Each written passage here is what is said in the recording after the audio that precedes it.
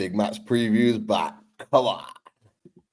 I get those goosebumps every time. I just have to get the big fella off the bench. Will this be their last chance now? In it comes, Monsters of the Farmland! He scored! Barry Monster scored!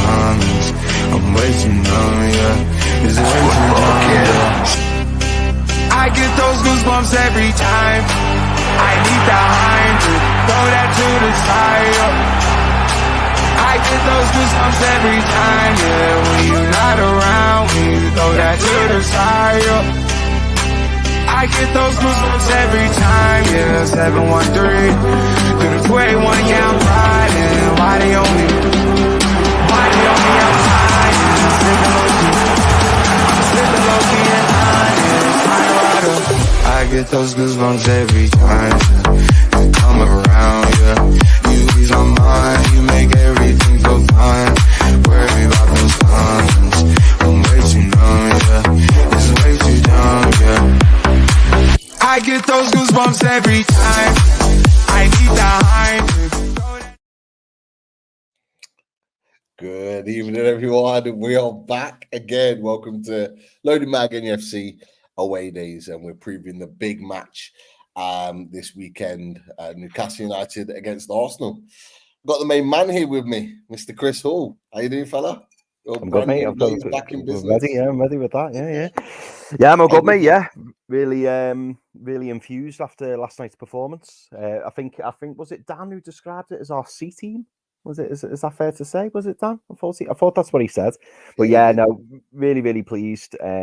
Actually showed a little bit of squad depth, which a few of us doubted. We weren't sure that. You know, we had the depth within the squads, but I'll tell you what, there's some fantastic performances out there. Taking aside the fact that Man United are a little bit of a mess at the moment, looking at the positives, looking at it from our point of view, fantastic results. Very exciting to go through to the next round. Chelsea away is a little bit frustrating because it seems that we're just getting all the difficult ties in this Carabao Cup, but you've got to beat the best to win it, haven't you? So it is what it is, Pete. But how are you, mate? You all right? I'm buzzing. Yeah. Hey, you're always going to be happy when you're beating those boys at Old Trafford. We don't get to do it very often, so it was a pleasure to watch that.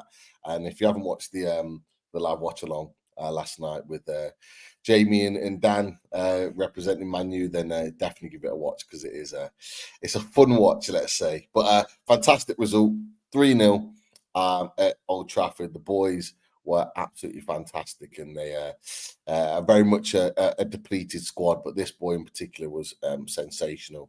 As was this boy, man of the match, Tino Livramento. 2 starts, 2 man of the matches, 2 fantastic performances. This boy's a bit special, isn't he, Chris? Just a little bit, and big mention as well for my namesake as well, Lewis Hall. I thought he was fantastic on the left as well. Loads of standout performances yesterday, Pete. But yeah, I think Tino Livramento fully deserved that Player of the Match award. But it was fantastic to see Joe Linton seemingly back to his normal self, and Joe Willock first start in a long time, and he played fantastically well, Joe Willock. And really looking forward to seeing him come up against his former club at the weekend. Definitely, and the boys celebrated as they normally do with a victory, with that old team photo in the back. And we are not stopping there. Quarterfinals away at Chelsea, apparently Tuesday, the 19th of December. We were slightly disappointed at the beginning, but now we're kind of more confident. We're thinking, you know what, bring it on. Yeah. Why not? But look, all the joy out the way for a fantastic result last night. It's about the next game, and the next game is a massive one. And when we have the massive games, we have the big guests, and it's an absolute pleasure to welcome on 2 fantastic guests that have joined us before. Is he here? Is he arrived? Is he in the green room? I think he's here. We've got the main man, Dan Potts, from the 12th Man. How you doing, fella? I'm good, man. Apologies that I couldn't jump on a bit earlier, but I was rushing around, man, and I'm here, and I'm looking forward to having a chat with you boys. I need some therapy today, man, so it's all good. Yeah, and look, you're not alone. You got the main man with you, Albert from Albert JTV, back again. How you doing, fella? Not bad, mate. Like I said to you before the live, so when Potsy put the call out, I said, I'm there, mate. I'm there. So I'm glad to be back. Love it, boys. Absolute pleasure to have you guys on, and yeah, me and Chris always love chatting to you boys about all things Newcastle and Arsenal. Look, we've got to address it. Of course, we've got to address it. It wasn't a great night for you. We're talking about from our perspective, 3-1 defeat at West Ham. West Ham of all teams, guys. With Lawless absolutely living life at the moment. But look. Just break it down for us, because we didn't get, a lot of us didn't get a chance to watch the game. Like, was it a 3-0 result? Was it as bad as it was suggested? Go on, Yeah. Potsy. Yeah, it was a shambles, bro. We threw the competition away like he has done for the last 3 years. He don't want it. He don't fancy it. Bigger fish to fry, is what people say. Be nice if we can fry a sardine, let alone a salmon, right? I mean, Jesus.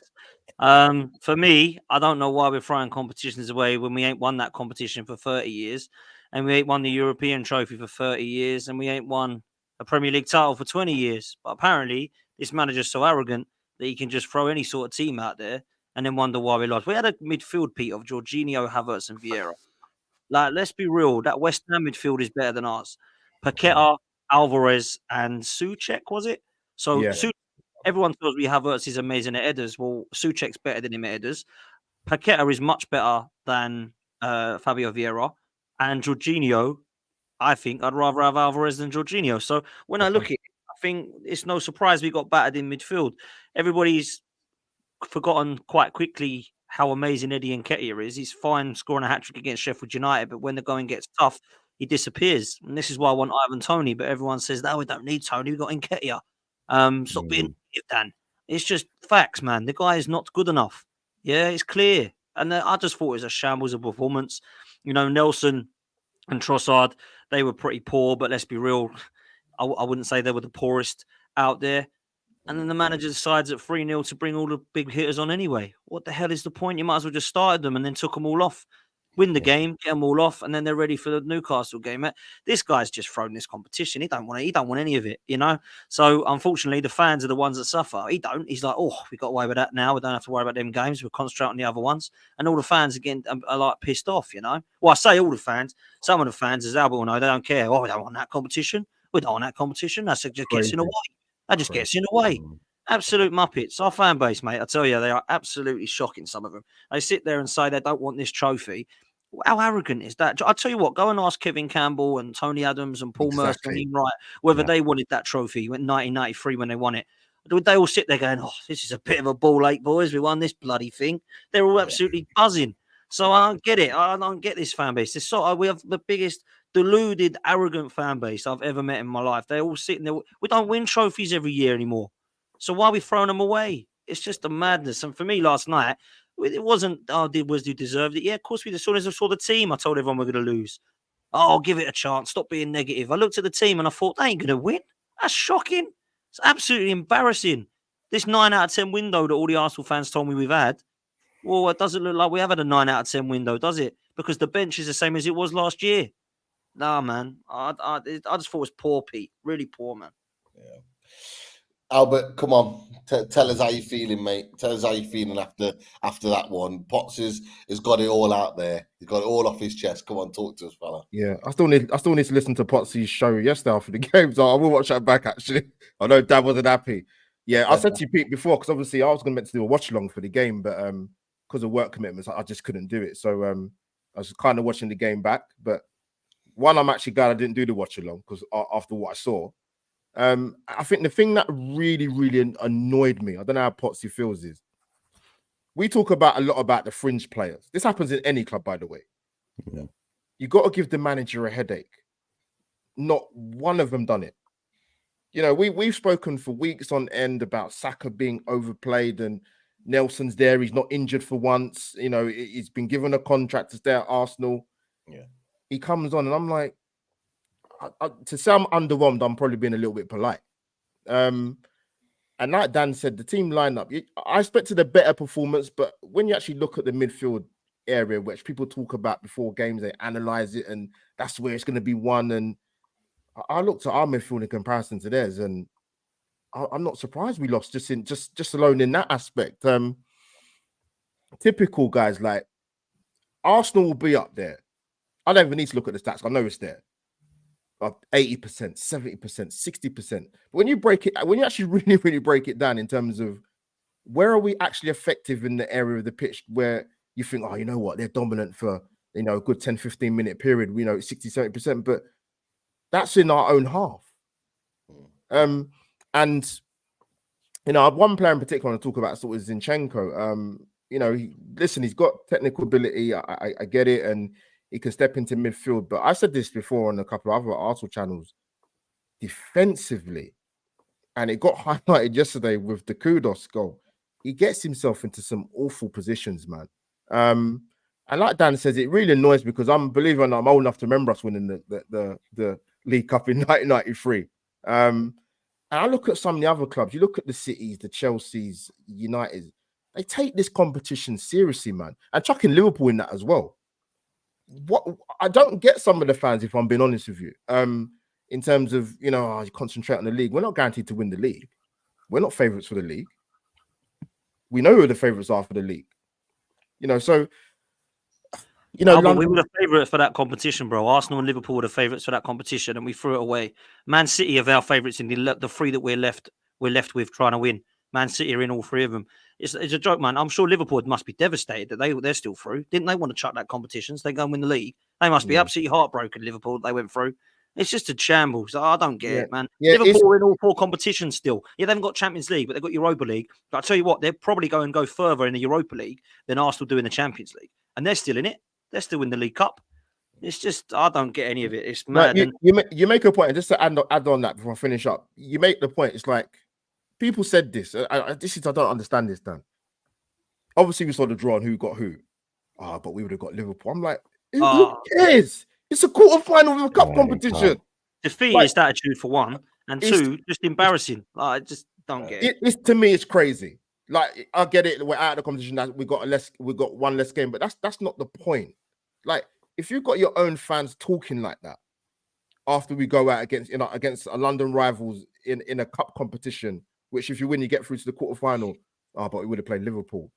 That attitude has to change within the fan base. You cannot sit there as a fan and talk about standards and you're going to tweet that rubbish after we go out against West Ham. It doesn't correlate and make any sense.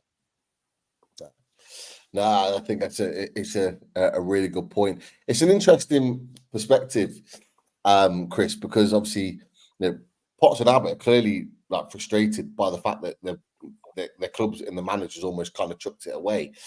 We had that same kind of mentality in our fan base, didn't we, in the build-up to the Old Trafford, the game at Old Trafford last night? Because, like, I have to be honest, Potts, Albert, like, there was a lot of fans that were basically saying in the build-up to last night's game, because of our injuries and the situation that we're in, you know, play the kids. Don't worry about it. Play the kids, all the rest of it. And it's really interesting kind of how it's transpired, because it's really clear, Chris, and I want to get your thoughts on this. It's clear from a Newcastle perspective that Eddie Howe wanted this. He wanted to win that game, and he put a team out that were properly motivated to get the points. But just what are your thoughts on that, Chris? Yeah, do you know what? It's interesting, Pete, because I was kind of part of that brigade who were saying, you know, we need to rest some players. Obviously, we've got a massive game against Arsenal at the weekends. It's important to us, I think, that we try and maintain this really good run of form that we're in the Premier League at the moment. And when I saw the lineup last night, I was thinking, we're gonna be in for a tough night. And you know, I know Man United rested quite a few players, but if you look across their 11, there was a lot of international pedigree there throughout the team. And Man United, I mean, they're a separate entity. You know, you could talk all night about Man United. I'm sure we all could, but they're in a completely different scenario to us. But I think what was pleasing from my perspective, and I think we mentioned it last night, Pete, on the show after the match, saying that, you know, Eddie Howe, you spot on. Eddie Howe wants to win this. He wanted to win the match last night. He wanted to progress, and he fully believed in the players that he put out. And that you know, the decisions and the trust that he gave on that team to kind of go and, you know, perform and make sure that we get through to the next round was evidence. And that's the trust he has in the players, but also I think the fact of how he manages the squad as a whole. Like I say, I had my reservations when I saw the lineup. I thought, we're gonna have a real tough night tonight. But the lads did a fantastic job, and I don't understand as well, particularly Newcastle fans. Ourselves, we haven't lifted a trophy for a very, very, very long time now. So anybody like not taking the Carabao Cup seriously, especially not remembering, the fantastic final that we played in last season. Yeah. I'm very surprised at how many people dismissed the Carabao Cup and were like, "Oh no, we need to concentrate on the league." I want to concentrate on the league, and I want to make sure that we try and finish as high as we possibly can. Why can't you do both? This is what I don't get, Chris. Exactly. Just do both. Like, you don't have to make wholesale changes. Make changes if you want to. Go make 3-4 changes like Pep Guardiola normally does, yeah? Because people always tell me that Mikel Arteta is copying Pep. Well, he's doing a bad job at it because Pep's won it in the last 5 years out of 6, I think, that competition. So make 3 or 4 changes by all means. You want to throw Ramsdale in there, you want to throw in Smith Rowe, you want to throw in, Nelson or Trossard, by all means do that. But don't go and just make 9, or I think it was 8 of those players are our reserves. Of course, we're not going to beat West Ham. They played a stronger side. They only had Mavropanos and the keeper, I think. Everyone else was their first teamers. So, of course, we ain't going to win that one, And, it makes me laugh because I'm a big fan of Eddie Howe. And, I like what Newcastle are doing. And I can't talk too kindly about you anymore because I get told that I'm a fan. So, but when I look at it, I was told that we're in phase 4 of a 5-phase thing. What phase is Eddie Howe in? Because where I can see, it's taken Arteta 4 years to get Arsenal to the Champions League. It's taken Eddie Howe 1. So what phase are Newcastle in? Do you know what I mean? And you ain't even got, and you haven't spent 700 million, by the way, like we have. But we finally got into the Champions League after spending 700 million. And Newcastle, after spending, 200 million, have got into the Champions League in the first thing, and they're still in the competitions. Like, for me, I'm not saying that I'd rather be looking at where Newcastle are right now. But what I am saying is that Eddie Howe is actually, deserves a lot of credit. But also, how much Arteta's got a bit of an easy ride, man. I'm sorry, he's had a bit of an easy ride, and he's throwing away competitions. And I think if we don't win something this year, I think there'll be question marks over where we're actually going with Mikel Arteta. Yeah. I really do. I think you've got to win something this year. I agree. So, I was going to say, and that was what I was going to get to next, because I think, Chris, you touched on it, and then Dan, you've come back in as well. I was like, do you think this could potentially be Mikel Arteta's downfall, the way he's throwing these competitions away? Because look, you guys have made a decent start to the season. I'll put it on the screen so people can see sort of the league table as it stands right now. So you guys should be able to see that. You guys are second in the league, so you're up there, 2 points behind Tottenham, same points as Man City.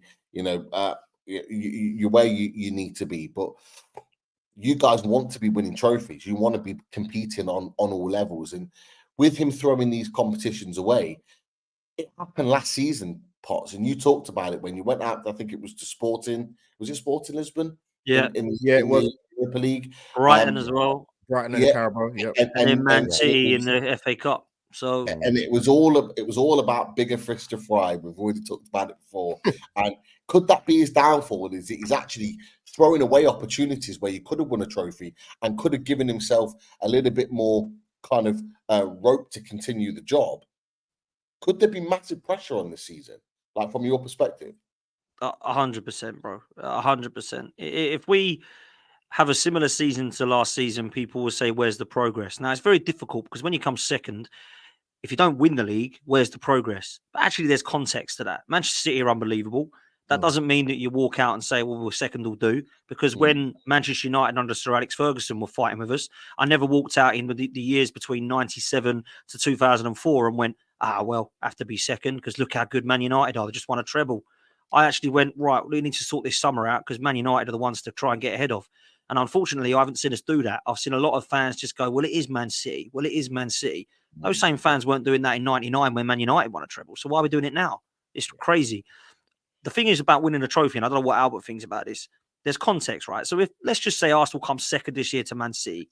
They get to a Champions League final when they lose to Real Madrid. We get to an FA Cup final, we lose to Man City. I'm not going to sack Arteta because he's got us into pretty much the last stages of everything and been beaten by better teams. Because Man City and Real Madrid are better than Arsenal, in my opinion, still, right? So I'm not going to sit there. But if we go out to West Ham like we did last night, we can't get past Leicester City in the FA Cup, and we come third in the league because Liverpool pip us to second. I'm sorry, man. I'm not going to sit there and we go out to, let's say, Porto in the Champions League. there's got to be question marks for where we're going and what the progress is, because we've got Declan Rice in to get us to that next level. And we've also spent 700 million, which is more than Man City have now, by the way, in 5 years, which people forget about. So I've got to see something, man. He's got to deliver and win something with this team, because it's fair enough saying, yeah, but he's won an FA Cup. Well, he won an FA Cup with a toxic Unai Emery side that everyone wanted sacked. And since he's got rid of that team and brought his own players in, he ain't won another. So you've got to actually raise the standards of the football club and appreciate that he's done a good job. We're going to find out this season, Pete, if he's a Brendan Rodgers or a Jurgen Klopp. That's what we're going to find out. Are you the nearly there man, or can you get us across the line? And if you can't get us across the line, I'm going to ask if he can politely leave and resign and say, I tried my best. I'm sure I'll get a job somewhere else. And we have to go and get somebody in with a CV of a Carlo Ancelotti to take us across the line, in my opinion, if that is the case. But I hope Mikel does it, man, of course. What do you think about that, Albert, then, from what Potts has said with regards to Arteta? Are you in the same boat as that, or do you think he needs a little bit more time to prove himself? Because it's been 5 years. It's a long time. Yeah, not many managers stay that long. Pete, time in football is a rare commodity, my friend. I was asked, I think it would have been 2 seasons ago, about Mikel Arteta. I was on Arsenal channel. I was asked, could I see him winning the league title at Arsenal? I said no. But obviously we had last season, so some Arsenal fans might have been pulled into a bit of a false sense of security, because obviously we blew the title. We did blow it. Whatever word you want to use, we did blow it, and it still pains us. You might not talk about it a lot, but I know Dan feels it. I feel it. A lot of Arsenal fans feel it, because when you won a league for 20 years, and you get that, and you get to a point in the season that we got to last season, and you don't win it. I don't care how good City are. And let me put it this way. As good as they are, I feel Arsenal lost the league rather than City winning it. That's just my own personal humble opinion. Because you get to that stage of the season and you don't win it and get over the line, you have thrown it away. I think my issue, personally, I look at it, I've said this before, is 3 seasons ago now, we missed out on the Champions League. All lost at Tottenham. Obviously, you guys had a number on us at St. James's Park. Are the team going to learn from this? Okay, we get back in Champions League. We go for a league title race. We fall short again. You can't have the same thing happening again for the 3rd time. So there's a lot of pressure on. And then obviously, when you compound what happened yesterday, if we lost against West Ham and it was a humdinger and Arsenal play well, Arsenal fans can kind of probably forgive it a little bit. They'll be upset and disappointed we're going to have a cup competition yet again at an early stage, but we can accept that. But, the final would have been, in February next year? It's still a long way to go in the season. Still got a lot more football. So yeah, that's one competition gone. So as Dan knows and many Arsenal fans know, our European record heritage is not very good at a football club. We've won 2 major honours. And again, I'm old enough to remember last time we won one in '94. That's a long time ago. Even Arsene Wenger couldn't get a League Cup and an European trophy over the line. And we know how good, we know how much he was revered. So, listen, I get the whole thing of Arteta's first job. I always said there's going to be a point and a time when it comes to when people say, no, we can't use that anymore. One thing with Mikel Arteta is his stubbornness is something I've never seen before in a manager, whether it's his first job or his 27th job. That could come home to roost, because again, you look at maybe, for example, the Havertz situation. It's talked about week in, week out. I look at it and I say to myself as an Arsenal fan, there's got to be a sample size when you look at a player and say, Pete, we've played 10 Premier League games, right? 3 Champions League games, 2 Cup games, 2 League Cup games. And even fans that are not Arsenal fans look at it thinking, I can't understand why you've brought this guy to the club. I mean, I've watched him closely in terms of Havertz. And forget the money. I'm looking at you as a footballer and what impact you make on the game. Yeah. And it's the bare minimum. I mean, A to B passes and, you poor touch in the final third. And there's massive, massive pressure, man. And, Yes, they didn't help. Unless he goes and wins the Champions League, again, a cup competition, or you go close in the Premier League, major questions will be asked. But I think the problem you got is you've got our owners are unique in the sense that they think he's doing a good job. He's not doing a bad job. There's only so many trophies you can win, Pete, at the start of the season. But at least give yourself a chance to try and win one. Yesterday, we've gone out of the cup competition, and listen, we're only in the beginning of November now, but I'll be keeping a close eye in terms of the fringe players, the main players that did well last season, your Odegaard, your Sakas, your Martinellis. But again, you look at our style of football. Away from home, the clean sheets have been very good. Like I said, I mentioned to you before the start of the stream, our away record in the Premier League going back to last season is very, very good. But if you look at our style of football at the moment, it's just not clicking. And he's got to sort that out ASAP. Albert, go for it. sorry to jump in, Albert. I wanted to ask you a little bit. I know you touched on Havertz. I wanted to ask you a question. And I've watched, Potts on 12th man, and with Pete and yourself. I've seen conversations take place on the 12th man about Havertz, and I wanted to take the opportunity to ask: do you think that there was a little bit of arrogance from Mikel Arteta in paying all that money and signing Kai Havertz? Because I believe there is a player in there with Kai Havertz. Like, you don't do what you've done in football, and you don't do what you've done in football and not be a half decent player. Like, I believe Kai Havertz is a good player. My problem with Kai Havertz is, I feel like since football's kind of evolved, hasn't it? We see now teams very rarely play 4-4-2. Teams now very rarely play with an attacking midfielder, a central attacking midfielder, like a number 10. And Kai Havertz kind of feels like the player who's lost. Like, he's not a winger, he's not a central midfielder, he's not a striker. But I was baffled by Arteta signing Kai Havertz, but I was also intrigued at the start because I thought, has Arteta spotted something in him and thought, he can do this job for me, or he can do something special. And the reason I ask if it was arrogance is because I see him putting him in central midfield, and it's clearly not working. Well, again, you boys tell me if I'm wrong here, but whenever I see Kai Havertz, I just think he looks like an attacking midfielder or a number 10 who's been put in the centre of midfield and he can't perform the role. But then I'm thinking, you've spent that much money on him. Will questions be asked by the board as to why he signed Kai Havertz? Or do you think that he's going to come good? Or do you think you're going to have to end up selling him on?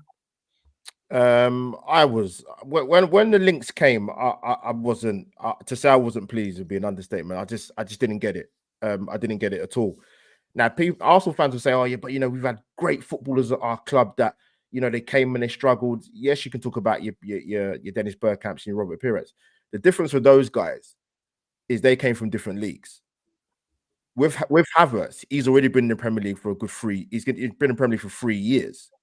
The problem is you can't play him one of the wide players because he's not quick enough. You wouldn't necessarily play him in the 10 role because you've got probably a better player in Martin Odegaard that could probably do that. And you can't play him in the central areas because you got Rice and you got Thomas Partey there. So look, we played in the Community Shield and he played him as the main guy up top. And I said this before, I said this a few weeks ago, we played Everton away. If you're going to play him, because our transition of play from last season to this season is completely changed. And I get it, Mikel Arteta wants to keep more possession of the ball and not give it away too easily. I understand that, but to be honest, it's not working anyway. But with Havertz, to me, either you play him down the middle or he doesn't play. It's that simple for me, because the thing is, he's not going to start ahead of Jesus unless he's injured. And he's not going to start ahead of Eddie because Mikel Arteta loves him. So it's a lot of money to spend on a guy who's going to be a bit part player or is used as a plan B. That's not joined up thinking for me. So I get what you're saying about the arrogance. It's what is it does he feel he's going to do with him to make him a better player at Arsenal? And at the moment, it's flat to deceive, to be honest with you, from what I've seen from Kai Havertz. But listen, as an Arsenal fan, I hope it does get better. But I can understand if he was on a run of games where he scored 6 in 10 because goals elevate your game. Yeah. But he's only scored, I think he's only got the penalty again away at Bournemouth, and that was handed to him, to be fair. Yeah. So I said this before, but I'll finish up before you ask Potsy. I just think this signing of Havertz I think it could be Arteta's death warrant, personally. Potts, I know your opinion on Kai Havertz. You've talked about it many a time. I don't really understand how people can still be sticking up for this, man. I don't understand what they're waiting for. Like, the guy sucks. I think it's clear to see. Like, he's been at Chelsea for 3 years. Now he's come here and done pretty much nada, and people are saying, I'll give it time. What? 65 million on this guy. We could have had Maddison, Soboslai, Musa Diaby. Come on, man. It's poor. And I look at it and, you know, people, I think someone in the chat said, do you want Kai Havertz or Joe Willock? I'd rather have Joe Wiley, let alone Joe Willock. He's so poor. He's unbelievable, this Kai Havertz guy. I just can't. And like Chris has said, he's not a midfielder. I mean, let's be real. He is not a midfielder. He is not. I don't know what he is, actually. He hasn't got a position. He hasn't got a position. He didn't have one at Chelsea, and he hasn't got one at Arsenal. And like, you know, Chris has said, the arrogance is just stupidity. It's not arrogance. It's just stupidity. You know, he's come in and said, right, I can try and do something with him. This isn't about trying to experiment. We've got to win a league now. This isn't an experiment. He's done enough of that for 4 years, man. This is about, I'm going to bring Kai Havertz in because he fits in that perfect slot, and he's going to score goals. And that ain't happened. So, you know, it's poor, man. Just to add to that quickly, just last thing on Havertz. And I said this. I've had a few disagreements with Arsenal fans. I said to him, look, and I will continue to say it unless I see this guy banging 8 in 10 or 6 in 10, whatever. I said, this is me saying this now. I'm not sure that what I would say is, I would say to Arsenal fans, don't get your hopes up, in the sense that I'm not sure if you're going to see that bigger improvement from him. I don't think you will, because one, he's got to start, and that's not going to happen. He's not in Arsenal's best 11. He's not. Facts. And that's what I say to Arsenal fans. That's my genuine question to you about. You say give it time. He's got to adjust to being in a better side because he's at Chelsea's in disarray. I'm like, do you feel, honestly, it's going to get better with this guy? Because I've seen like-minded Arsenal fans who are not irrational are looking at this and thinking, you know what?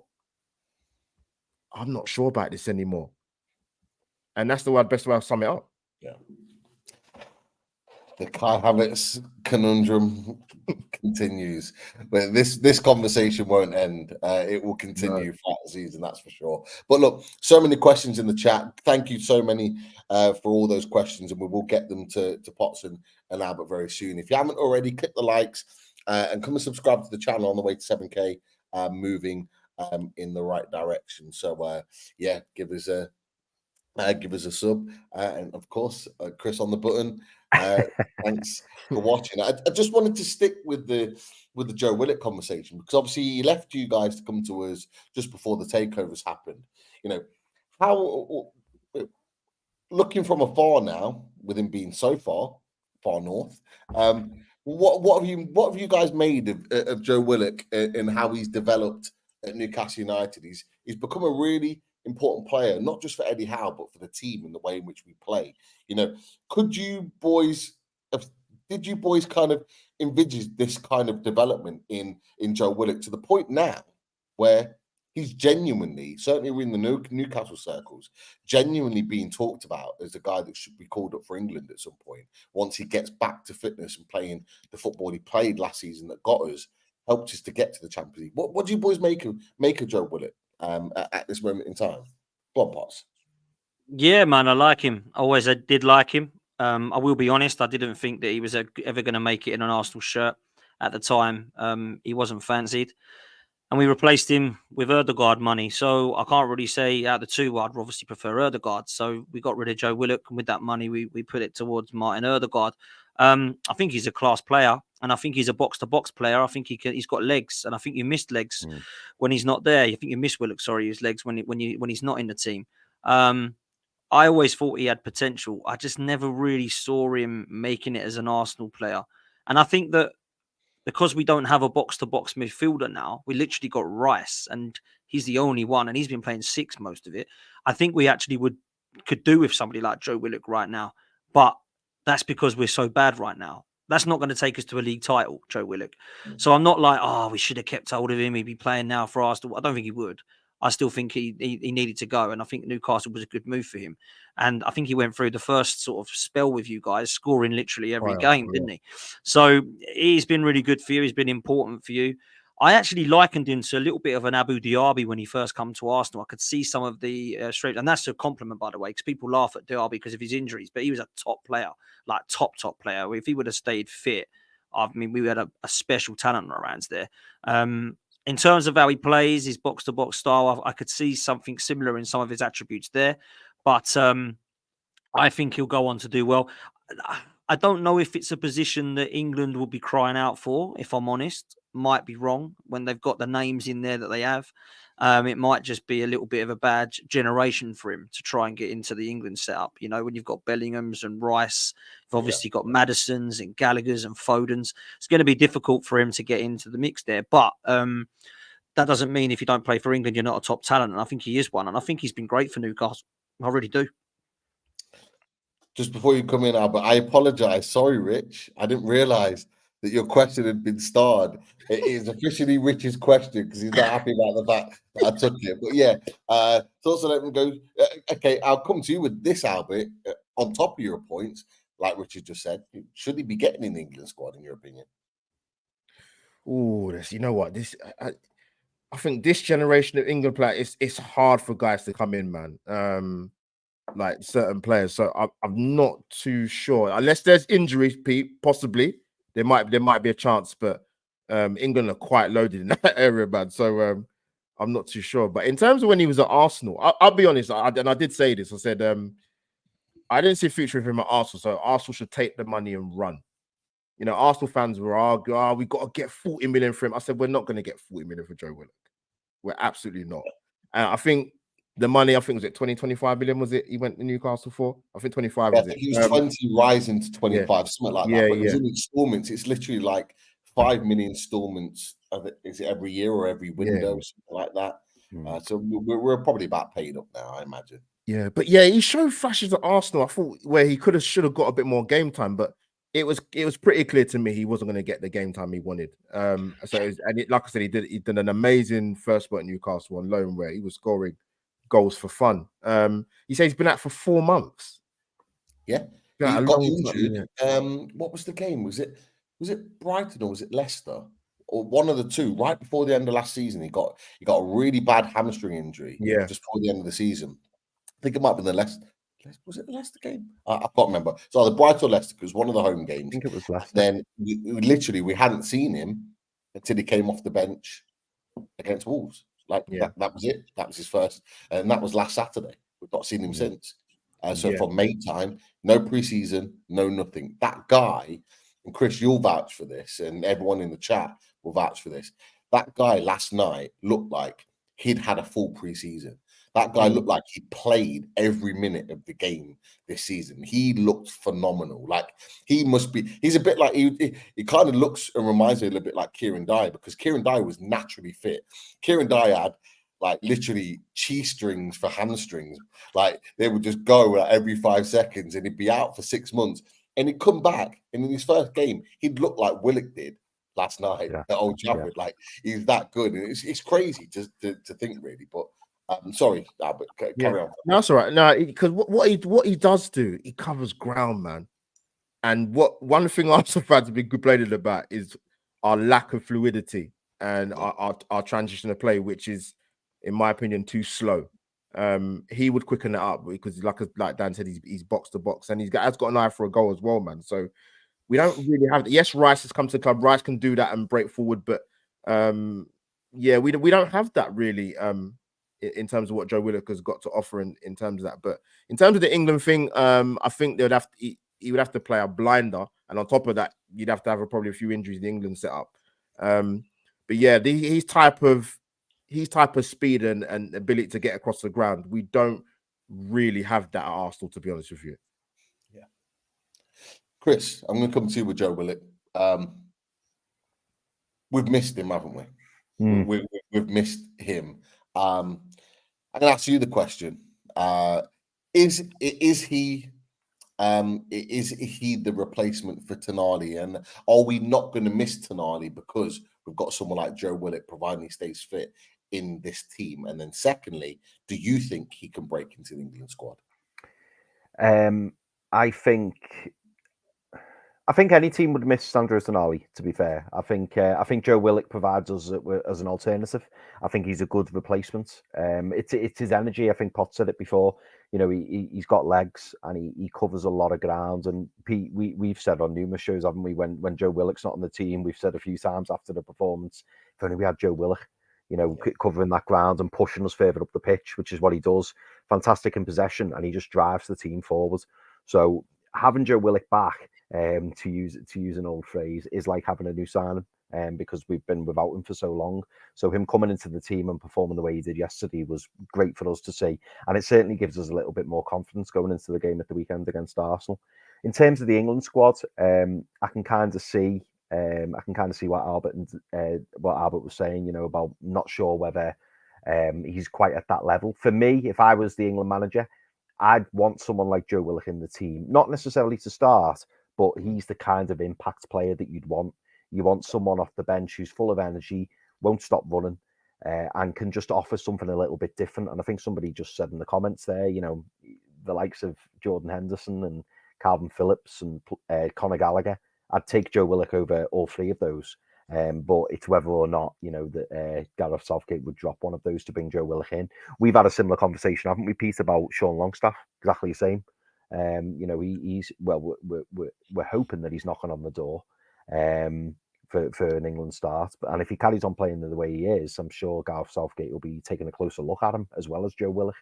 But it's just nice, isn't it, to have players who are performing at that level where they're coming into the conversation.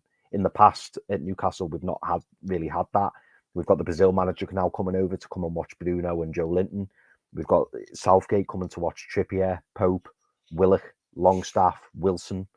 It's nice that we're having players who are starting to be, you know, recognised as potential internationals.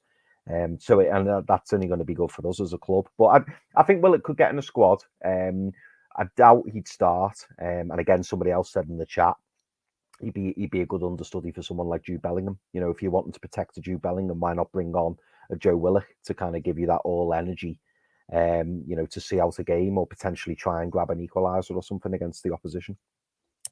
If you got someone late in the game to be able to carry the ball 40 yards up the pitch for England and get the ball up the other end and be able to try and make something happen, and then a bit like what he did for his goal at Old Trafford, he picked up the ball from Joe Willinton winning the ball.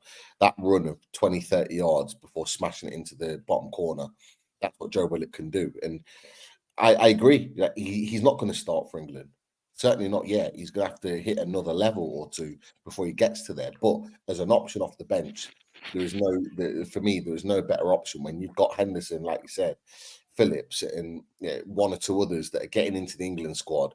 For me, he is a fantastic option, and I think he's only going to get better, in my opinion. I just want to get some thoughts really quickly before we kind of move this on.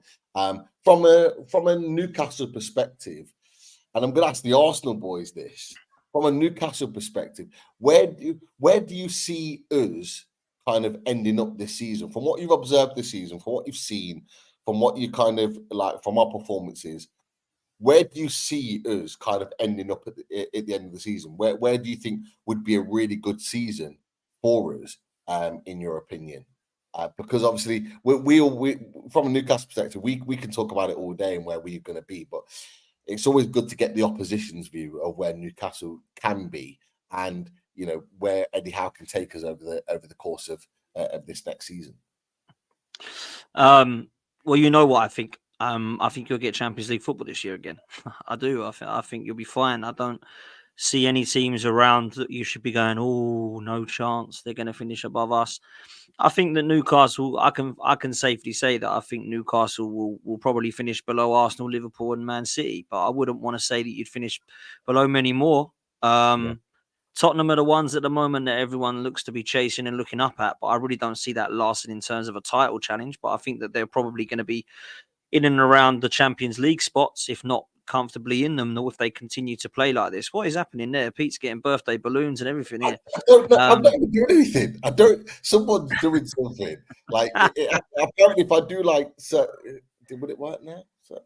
No. I don't know what's happening there. It's quite When clever. I do certain movements, like it does it like brings it up. But now it's just doing it. I'm not even doing anything. I have no idea. Quite Sorry. funny. It's for your birthday pots. That's what it is. Yeah, man. There we go. Well, tomorrow's my birthday, so you can fling them up here if you want. But yeah, yeah. Listen, I think you will be fine for Champions League. You know, I tipped you fourth.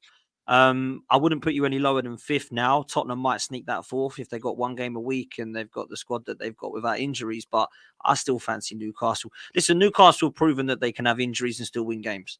That's what's really important for me. And I think that people were looking at Newcastle going, Champions League, they ain't got the squad. Actually, you have. If you look at it now, you've actually brought your squad players in and they've done well. You know, you look at players you've just mentioned like Sean Longstaff. No one had him as he's going to get you Champions League. Joe Willock, you've mentioned. Obviously, Lascelles, if Botman's been out for a while, I think he's been coming in and doing a job. I think Livramento proved last night how good he could be. I think likewise, Lewis Hall's got onto the score sheet now and is starting to play well. Up top, I know Isak. You know I love Isak. Pete, he has got injury problems. I get that. But you've got Callum Wilson as well, so you can cover pretty much every position, and I think that's what's really key. Yeah, you need more for sure. Like I don't look at Newcastle and think just stick with this squad of players and you're going to win a title. Of course, you need to keep building, but for where you are right now and what the other teams around you, which I think is more important, are doing, I think Newcastle will get Champions League. And I'd even go as far to say this: Villa and Brighton are more of a threat to you right now, Champions League spot-wise, than Man United and Chelsea. That's a fact. That's a fact. Yeah. Definitely. Albert, what are your thoughts? Do you agree with Potts? Oh, I think you're on mute. Yeah, there you go. Amateur mistake as always. That's all right. Sorry, bro. Yeah, I looked at, obviously, Villa had an amazing run, into the run of last season, and you guys were excellent last season as well. I think you should have got third. I don't know how United finished above you personally, but as far as a fluke. But I think Villa and Newcastle will be interesting. I think did I have Newcastle in my top four? You better I'd have to revisit. Hey, you're one of his, man. Come on. You know what? I think I was asked a question before the start of the transfer window, so that probably wasn't fair. But Chelsea, like Potsy mentioned, I don't think Chelsea, they're all over the place. So I don't know about them, but I think you've got a brilliant chance. I wasn't too sure, I'll be honest, obviously, with having Champions League. And I'd even say the same thing about Arsenal being back in the Champions League, but I kind of backed you in your home games in Champions League, to be fair. And obviously, you got a defeat last game, but against PSG, I was like, wow, if Newcastle can channel that type of performance throughout the season, you're going to win a lot more games than lose games. I'll tell you that. That was unbelievable as a one-off. But you've bought smartly, man. Like Livramento, I mentioned it last time we were trying to think. He's really good, really clever buy. He showed a lot of promise at Southampton, and you got him. I don't know how much you paid for him. I think Harvey Barnes is injured at the moment as well. Yeah, I think Harvey Barnes is injured at the moment as well, is he? Yeah. Yeah, you got some good players, man. I don't watch you week in, week out, but particularly when you're at home, you give anybody a game. That's whether that's domestically or in Europe. You've shown that already at this early part of the season. You've got an amazing manager, as I mentioned, who I think will get an England manager job one day. Don't know when, but not trying to scare you guys or anything, but I do think it'll happen. But yeah, I think yourselves and Villa, you're gonna upset the status quo, man. Liverpool, I think, will be in there, but I do think Tottenham will fall off personally. Or I hope they do, because I wanted to, my YouTube Tottenham wife, she's getting a bit too carried away with herself. But but no, listen, you boys you had a bit of a iffy start of the season, but it happens. You play Liverpool away. I mean, you play Liverpool at home. You got Manchester City away. They're not gimme games. You know what I mean? But you've turned it around. You're on a good run of form. I think Arsenal, Villa, Hughes, and Tottenham like mini form the best in the league. Like we haven't got a defeat in the last 5 games. I think it is. So yeah. There's something in that. But yeah, you should be confident with some of the guys. I know you got a lot of injuries, but you should be confident with the guys that have from last season they performed to what you got this season with the guys you've added in. Obviously, hopefully you'll get Isak back soon enough. But yeah, listen, you guys are in a good place, man. Really, really good place. Chris, I'm going to ask you for your points before we move on to looking at lineups and looking at the game.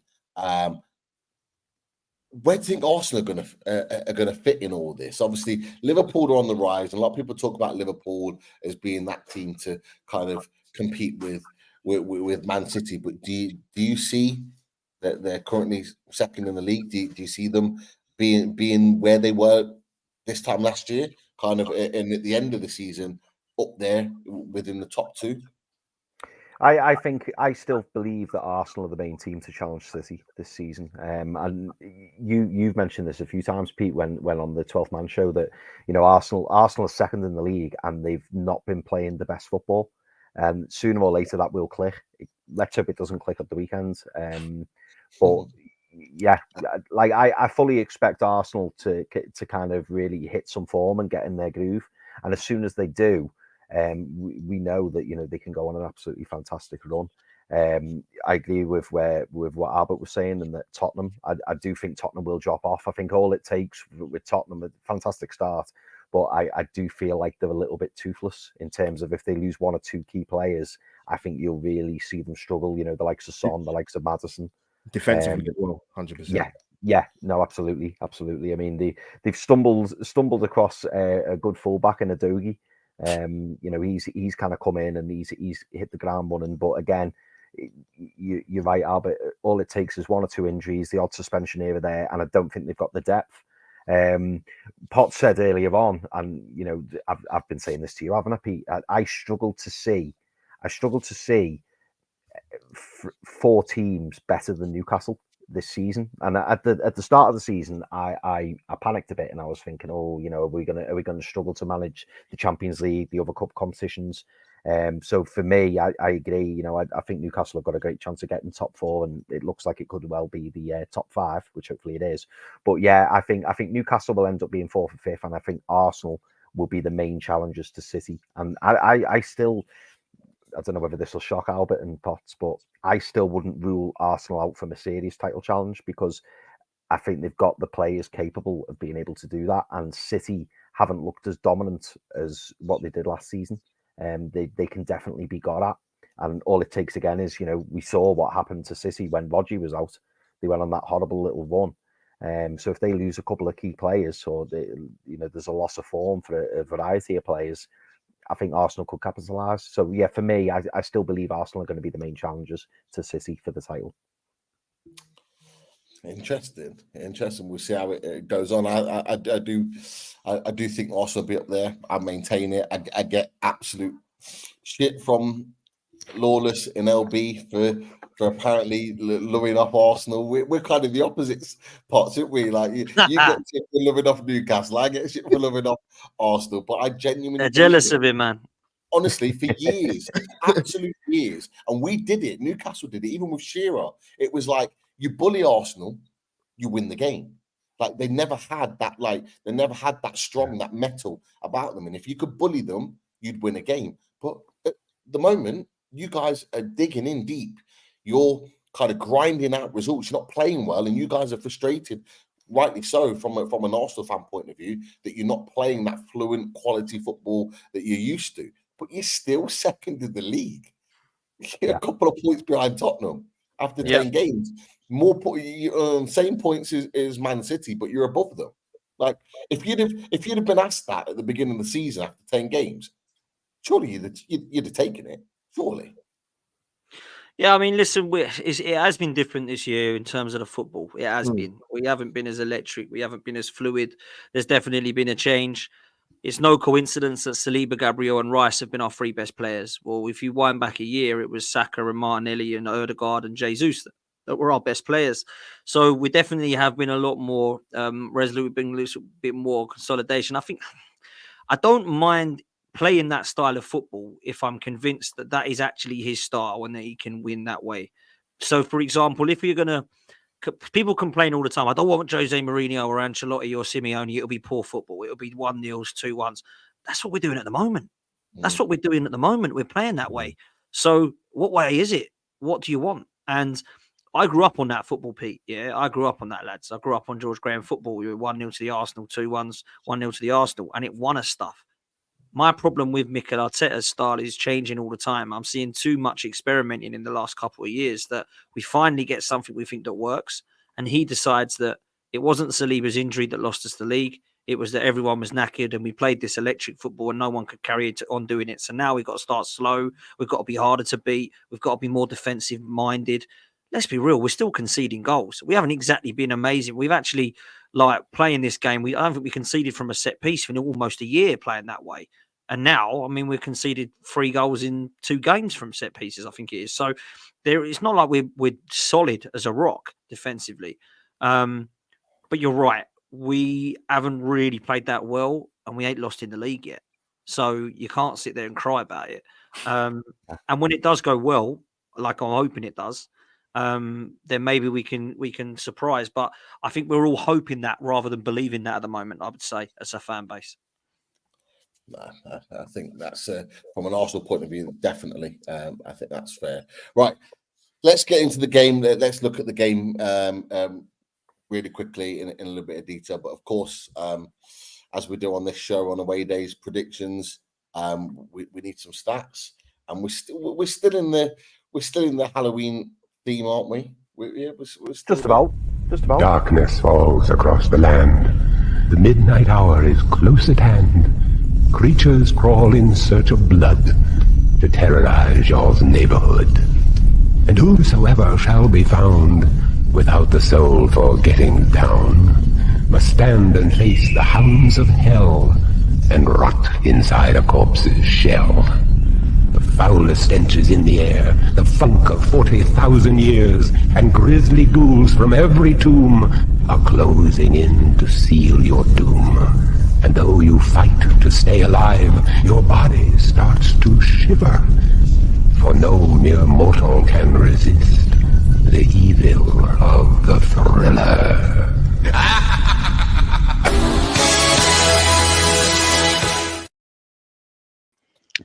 Evening, lads. He appears. Double O Stato.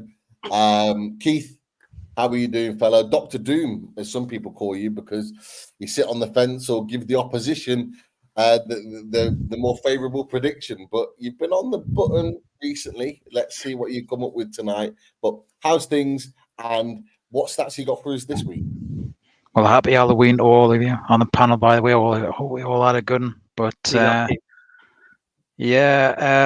well, I'm 4 unbeaten in league predictions, aren't I? And recently, I've had 2 correct scores in a row before the international break, and I've still got the results correct. So, I'm doing good.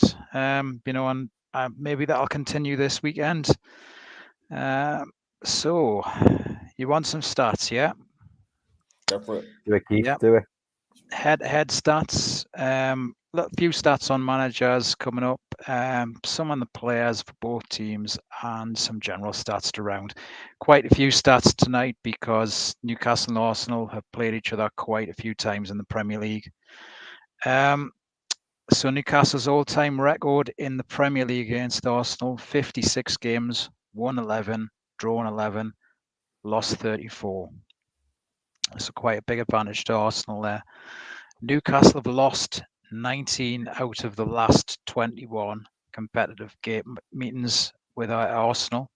The last away win against Arsenal was 1-0 win back at the Emirates as well. So it's been a long time away, and we had that 2-0 win, which was caught on Amazon Prime in the Arsenal All or Nothing documentary. Was the last win at home a couple of seasons ago.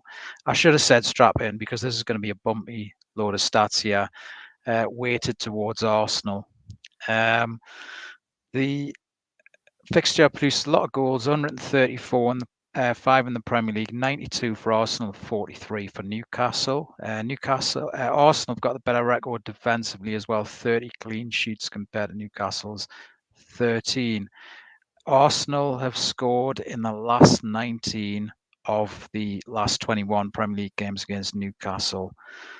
Arsenal have also won 11 of the last 12 home games against Newcastle in all competition as well. So they've got a great record at the Emirates. But to be honest as well, Arsenal have made St James's like a second home in the last 15 years or so. Last season, Arsenal also set a Premier League record as well of 30 clean sheets against an opponent or one opponent, breaking the previous record, which was held by Man United against Tottenham. They had 29. 30 clean sheets as well as the most they've held against any Premier League side. Moving on to the managers. Don't worry, I will pick it up. I will balance it out with some positive Newcastle stats. I was worried for a second. Yeah. It's just the head-to-head that we've got the problem there with Arsenal.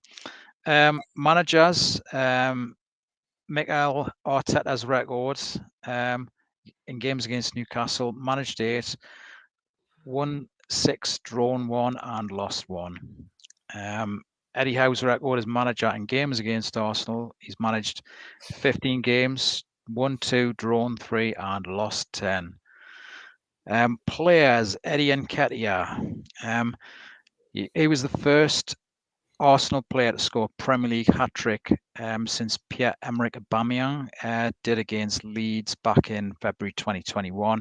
He's also the first English player to do so since Theo Walcott did against West Ham in May 2015. And Nketiah as well could make his 100th Premier League game against Newcastle, and he would also, this would make him the 66th Arsenal player to get 100 Premier League games for Arsenal. Some stats about Callum Wilson, again, just an extension of what stats I gave on Wilson last week.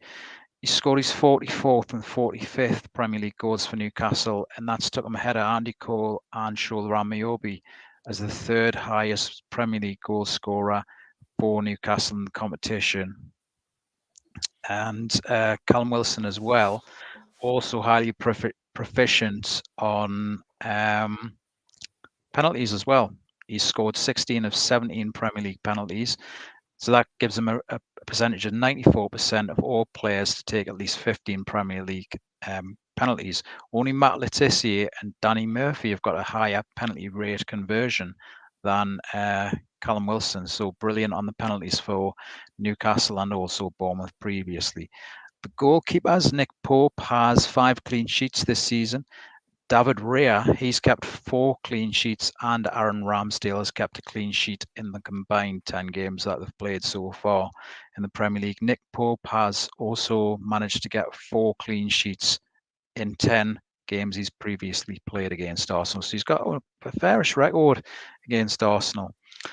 General stats to round off. Arsenal are unbeaten after 10 games of a Premier League season for the first time since 2007-2008. They've also only had more than their 24 points, which is what they've currently got after 10 games on 4 occasions. One of them was the season just after the Invincibles, 2004-2005, where they had 25, 2007-2008, they had 26. They also had the same amount in 2013-14 and last season as well. Takehiro Tomiyasu became the first Asian player as well to score a Premier League game for Arsenal as well in the game last week for Sheffield United. Newcastle have won only one of their past 10 Premier League games against Arsenal, and they've also not scored in 8 of those 10 games in that run. Just rounding off with some positive stats for Newcastle. They're currently the joint highest goal scorers in the Premier League this season with 26 goals. And Newcastle have also the best shot conversion rate as well with 18.6%, and their second highest expected goals this season as well with 22.1%. And Newcastle are unbeaten in their last 6 league games. They've scored at least 2 goals in the last 5 games, and they last scored 2 or more goals in 6 games, in a run that was between August and October 2004, which I think was the back end of the Bobby Robson era and the start of the Graham Souness era. That is the end of the stats for tonight. I told you it would get better, and I told you I'd balance it with some positive Newcastle stats. Great stats as always, Keith. Thank you very much, and well rounded as well, like you said. Some Arsenal and Newcastle stats. Look, we're going to get into the game, and of course, as we always do on away days, we're going to look at the tactics board. So, really quickly, we've got the squad in front of us: the Arsenal squad, the Newcastle squad. Potts, I want you to choose what you think your 11 is going to be, and then Albert, I'm going to get you to critique that and maybe see if you would change anything or you agree with Potts. So we've got the whole squad across the bottom line. Let us know who you think, starting with the goalkeeper. You tell us the formation, you tell us how we'll set up, and then Chris will do the same with yourself. And Keith, you'll get to critique Chris on his lineup. So take us through it, Potts. What are you thinking? Well, it's going to be Raya in goal. I think he's made it quite clear now that David Raya is the number one. And after Aaron Ramsdale's performance last night, he's definitely not done himself any favours to get back in. So David Raya is the number one, and David Raya will play. The right back will be Ben White. We're definitely going to play Ben White there. The two centre-half pairings will be Saliba as the right centre-back and Gabriel as the left centre-back. And then I have a flip of a coin because I would play Tomiyasu. Zinchenko has been so poor. And I think he will. Zinchenko started last night, come off, Tomiyasu come on, and he has been playing Tommy. So I think Tomiyasu will start this one, and I think he should, because for me, he's defensively a lot better. So I think this will be tough. So I'll go with Tomiyasu here. I'm not going to lie, Potts, Albert.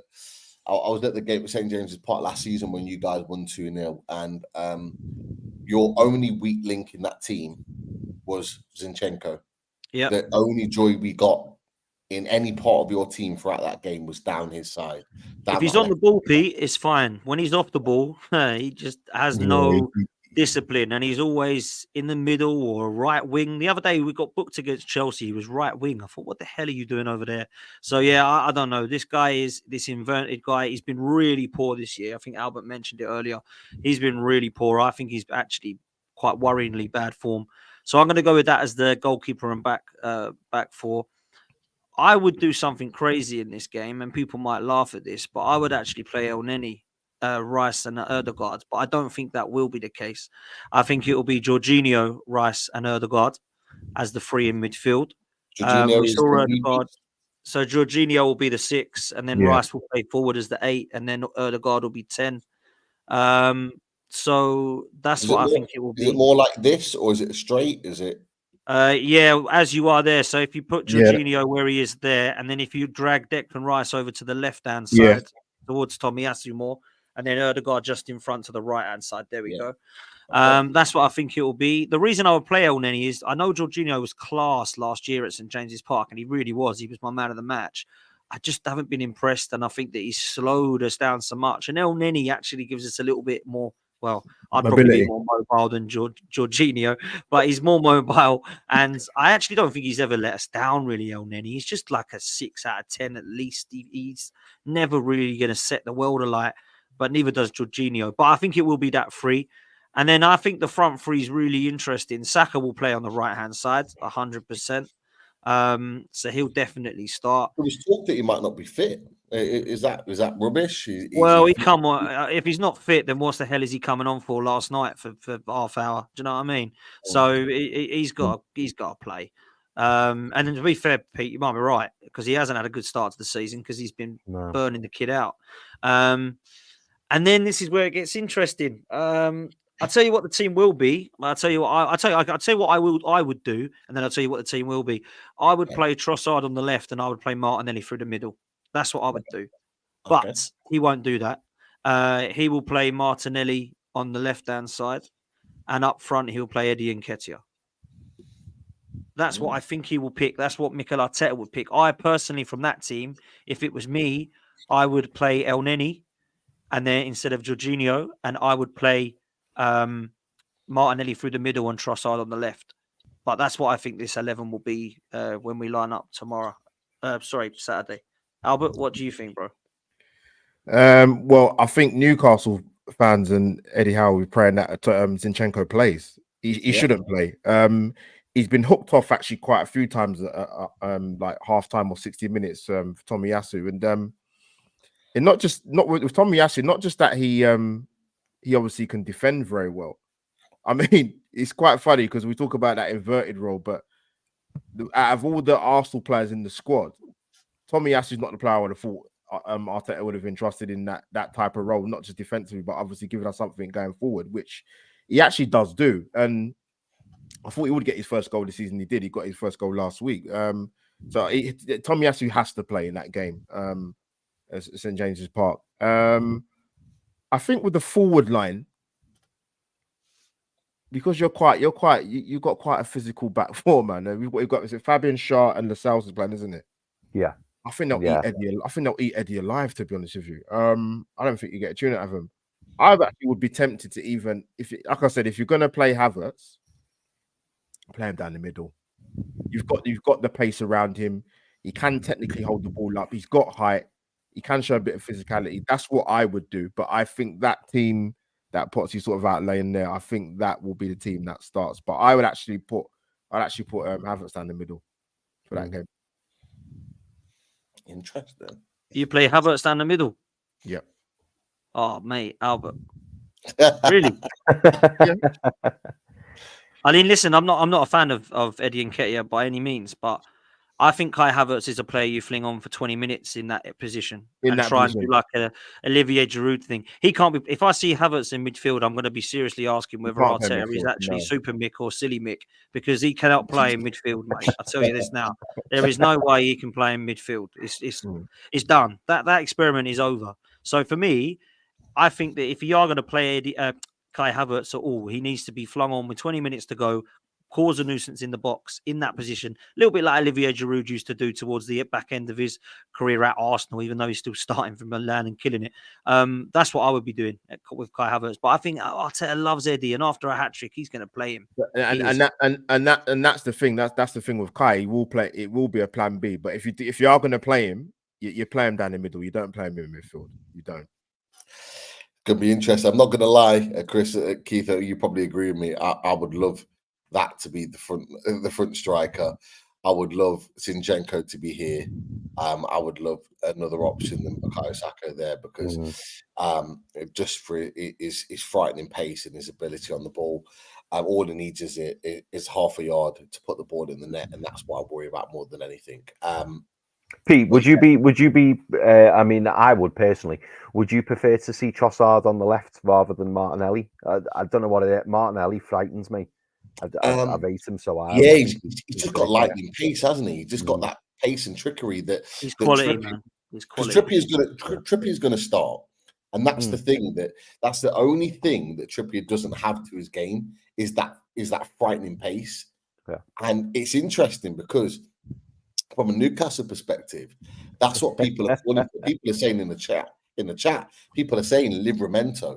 I think I can't remember who it was, but someone said Livramento loves to kind of pocket left wingers, and he does, and he's got the frightening pace to get back and combat that.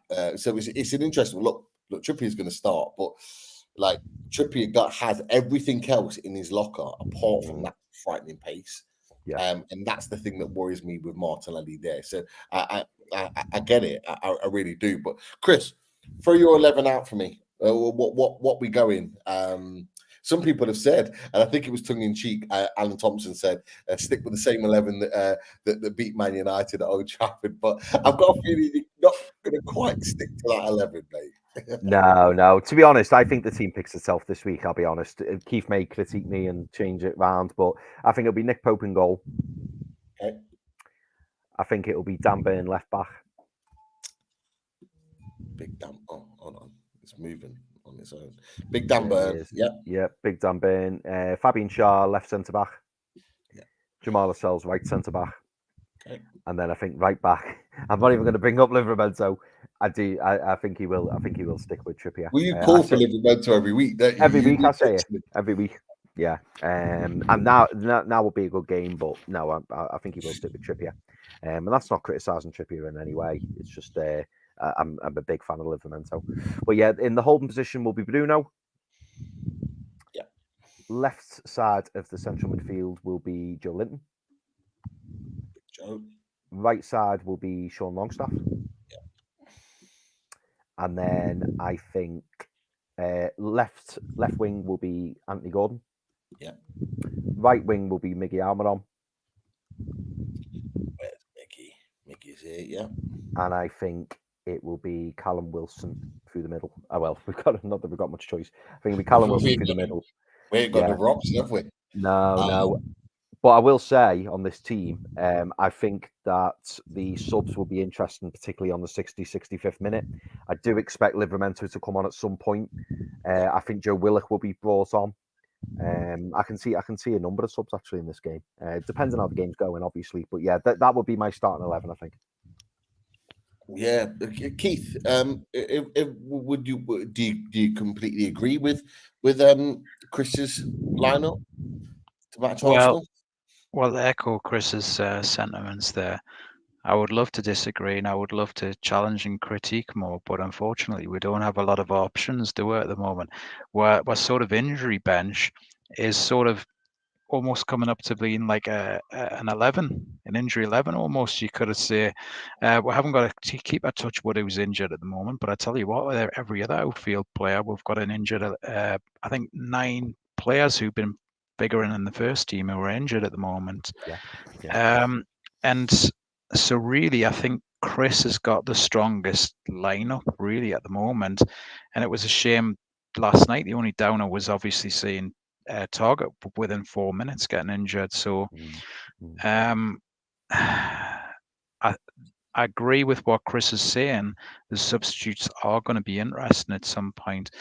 Newcastle could be in a winning position or at least in a drawn position when those substitutes are made, and that could be the telling factor. It could either see Newcastle over the line or it might not see Newcastle over the line. I think Livramento, it's really interesting to see his development really and how well he's been doing. And I would like to see him play some part in the game. I think given how Howe rotates, it's going to be Trippier starting and then maybe Livramento in the second half for spells in the second half. And we'll get to see Lewis Hall at some stages in this match as well, given how well he did against Man United. It's an interesting one for him. I'm just going to run through this really quickly, just from my thoughts and Potts, Albert, Chris, Keith, come in when you if you agree, disagree with what I'm going to say. Having watched the game last season, there are certain things that I'm concerned about. One of them is right here. Bukayo Saka up against Burn. It's the same. Burn at the Emirates last season when it was 0-0. I thought after a tricky start, he handled it really well and he was able to keep Saka quiet to a point. But on a big wide pitch, Saka, if he gets that half a yard, he's gone. And that's something that I do genuinely worry about, because I think, and some people might disagree with me, but I think Burn has been caught for pace more this season than in the previous seasons that he's been at the club. And that is a little bit of a concern for me. The other one is here, this man. And not because Bruno's not a good player, because Bruno is a fantastic player. And when he's on the board, he will dictate the play. There is no doubt about it.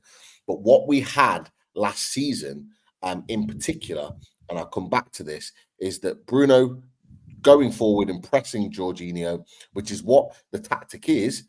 The middle guy, the middle man, whoever's the number 6, will press the deep number 6 of the opposition. But what it leaves here is a gap.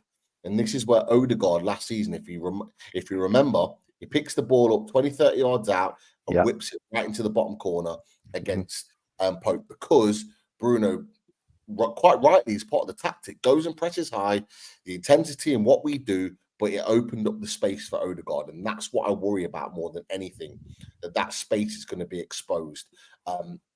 Bruno is going to have to do what he did at the San Siro, where he sat in and played the number 6 role as a defensive option. He dictates the play, but as a defensive option, he sits here and manages that situation. That's really key. I think that's going to be an interesting battle. Longstaff and Declan Rice, I think they're both going to be box to box. You're going to see Longstaff appear in this little right-hand section here, but you're going to get Declan Rice appearing on the edge of the box and doing what Declan Rice is going to do. I think that's going to be a really intriguing battle. Wilson has proven already before at St James's Park that he has the beating of a centre-back pairing for Arsenal now. Saliba wasn't there at the time, and that'll be a really interesting battle. He's had many battles with Gabriel, but he's going to have to play a really key role in here. But for me, a really interesting one is with this man, Anthony Gordon, up against Ben White. Ben White's a really good right back, but we've talked about Anthony Gordon, Keith, as being England potential. If he's going to be England potential, he's going to have to get the better of someone like Ben White. And I think that's going to be a really good battle. He got the better of Trent Alexander-Arnold when we played against Liverpool at St James's Park. He got the better of him. He's an England international. He's going to have to go and do the same again. And what's really interesting is that Tomiyasu, you guys, Potts and Albert, said Tomiyasu to start ahead of Zinchenko. I remember Tomiyasu when he played at St James's Park, and Alan St-Maximin ran him ragged to the point where I think he got a hamstring injury and had to be subbed off. Almiron, maybe he hasn't got the trickery of Alan St-Maximin, but he's got the pace to run in and behind, and he likes to exploit these areas either inside or outside. So there's a few battles there that I'm interested in from a Newcastle perspective. And of course, we've got the defensive perspective that we talked about, Trippier and Martinelli. Honestly, it might come to bite me on the backside. I'm not worried about here. I'm not. I do think that Lascelles and Shaw will handle Nketiah. So it's what happens in and around that I think is really, really crucial. But has anyone got anything to kind of counteract what I've said in terms of my thoughts, either attackingly or defensively from either team? I think for me, the first thing I see is Dan Burn and Saka. As soon as you mentioned it, I mean, you put straight away Pope in goal, Dan Burn left back, and I went good. Because not that I didn't expect it, but just because that is one area of weakness. Now, I like Dan Burn. I think he's a good player. I really do. And I think that he's actually done a really good signing for Newcastle. But I've got confidence that if Saka is on his game, then I think he can give him a bad afternoon or evening, should I say. I think this is why I want to start Martinelli through the middle, because Shaw and Lascelles, I rate Shaw. I think he's very underrated, by the way. But Lascelles, really underrated. But Lascelles, like, surely if Eddie cannot get some form of hope against Lascelles, then we really have got a poor centre half. Not that Lascelles is rubbish or anything like that, but that's a player we should be looking at. I know he's old school, he's solid at times, but he's a weaker player. I want him there, not Botman. Let's be honest, right? So Martinelli, I think, can give him a harder time personally. That's why I would have him there and Trossard on the left. I think Trippier and Martinelli will be a good matchup. I do think Trippier actually gets forgotten about defensively. I think people think he's rubbish defensively when actually he's not rubbish defensively. Of course, he's great going forward with his crossing ability, but he can actually defend. I think Eddie Howe would have learned from last year in relation to Ødegaard. And I actually think the reason Ødegaard was so good was because Jorginho was so good as well. And when we have a trio in midfield, like last season that we had, Granit Xhaka was really underrated last season and how important he was. And Martin Ødegaard had such a good... And you were right, Pete, in what you did with the tactics there in terms of Bruno. I think they might have learned from that, and I think they might be a little bit wiser. The one that really interests me more than anything on this pitch, though, is Ben White and Anthony Gordon, because Ben White, as Albert will tell you, he has pocketed some really quick wingers. Wilfred Zaha last season, he pocketed him. He did the same with Liverpool with Diaz. Who was that, Albert? Son as well. Son, he absolutely pocketed Son. So he's had some really good... The only thing with Ben White, he ain't looked great the last couple of games. That's all I'm going to say. He needs to stop painting his hair white and get it back to brown, because it was good when it was brown hair. That's what I'm saying. But I think that interests me because I'm a fan of this Anthony Gordon. I did a bit on Anthony Gordon when he was linked with, I think it was Chelsea he was linked with. Yeah. And I was like, 63 million, that's a disgrace. This was before all the Declan Rice and Bellinghams and Caicedos were happening, by the way, I might add. But at the time, 63 million for him was absolutely mad money, in my opinion. I think he's had a really good season at Newcastle, mate. Like, really good season. And I think he's been most improved from what I've seen. I actually prefer Almiron as a player to Maximan. I know I upset a few people when he was at your club. I said he just runs around in circles and doesn't actually get anywhere. And I agree with that. I think he's trickery. Me and you're going to fall out, Potts. Me and you're going to fall out. he's trickery, but I can't see much output with him. And since he's gone, you ain't missed him. So I think, I rest my case. But I do think that Almiron has just got that. I think he's probably, I mean, maybe it is Joe Linton actually, but I think Almiron's close to being the most improved player I've seen at Newcastle because he looked like he was done. Like, to me, it looked like he was never going to be a player that anyone was scared of. And to talk about it now, 2 years on, you think actually he could do some damage. That's just credit to him and to Eddie Howe, to be honest, because I think him and Joe Linton, what he's done to improve them two players is nothing short of phenomenal in terms of what Eddie Howe's done. But they're the ones for me. I shouldn't say this because Callum Wilson's a very good player, but I'm glad Isak is out. Doesn't mean Wilson won't score because he could do. But I would rather have Wilson there than Isak. You know what I think of Isak? I think he's unreal, man. I just love him. Yeah. So yeah, they're the ones for me, Pete. Definitely. Any boys, just before we come away from the tactics board, anyone else want to share anything, any opinions? I've just put some lines, lines for Almiron because they're the movements that he makes. He either makes those runs into those wide areas or he makes those starting runs in between the fullback and the centre back, and they are hard to defend. They really are. Yeah. Pete, just to add to that, because I remember when we played you guys at the Emirates last season, and I was at the game for that game actually as well.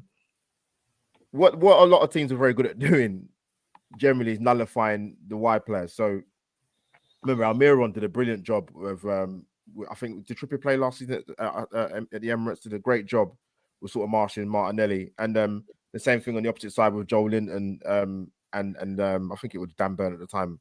They're very good at nullifying our wide players. A lot of teams do it now, and I know people talk about the central midfield area, which will be good with Longstaff and Declan Rice, but I think it's how we cope with Gordon and Almiron, and the same for you guys, how you cope with Martinelli and Bukayo Saka. Whoever wins that battle, I think will have a good chance of winning the game. Yeah, definitely. I agree. There's going to be some intriguing battles, and look, this is what we like to do on the tactics board. We like to keep everything on there because when and if it kind of like unveils, we do like to talk about it and mention that we did talk about it on the show. But lots of battles around the pitch. Go on, Chris. Sorry, just to add in at the end there, I know you briefly touched on it. I think that battle between Wilson and the two centre-backs is going to be massive. We saw there was a bit of beef between Wilson and Gabriel from last season. And I think having Saliba in there just makes Arsenal, even stronger because I do really rate Saliba. And I think that will be a particularly difficult battle for Callum Wilson. But for me, that's where the likes of Joe Linton and Sean Longstaff are going to come in. Callum Wilson occupying the centre-backs, and we're looking for Joe Linton and Sean Longstaff to be making those bursting runs in between Ben White and Saliba and Gabriel and Tomiyasu. If it is Tomiyasu who starts at left back, to kind of, ask more questions of that Arsenal defence. And this is where we need the legs of the likes of Joe Linton and possibly Joe Willock when he comes on. And he's going to be asked to kind of, ask those questions of the Arsenal defence.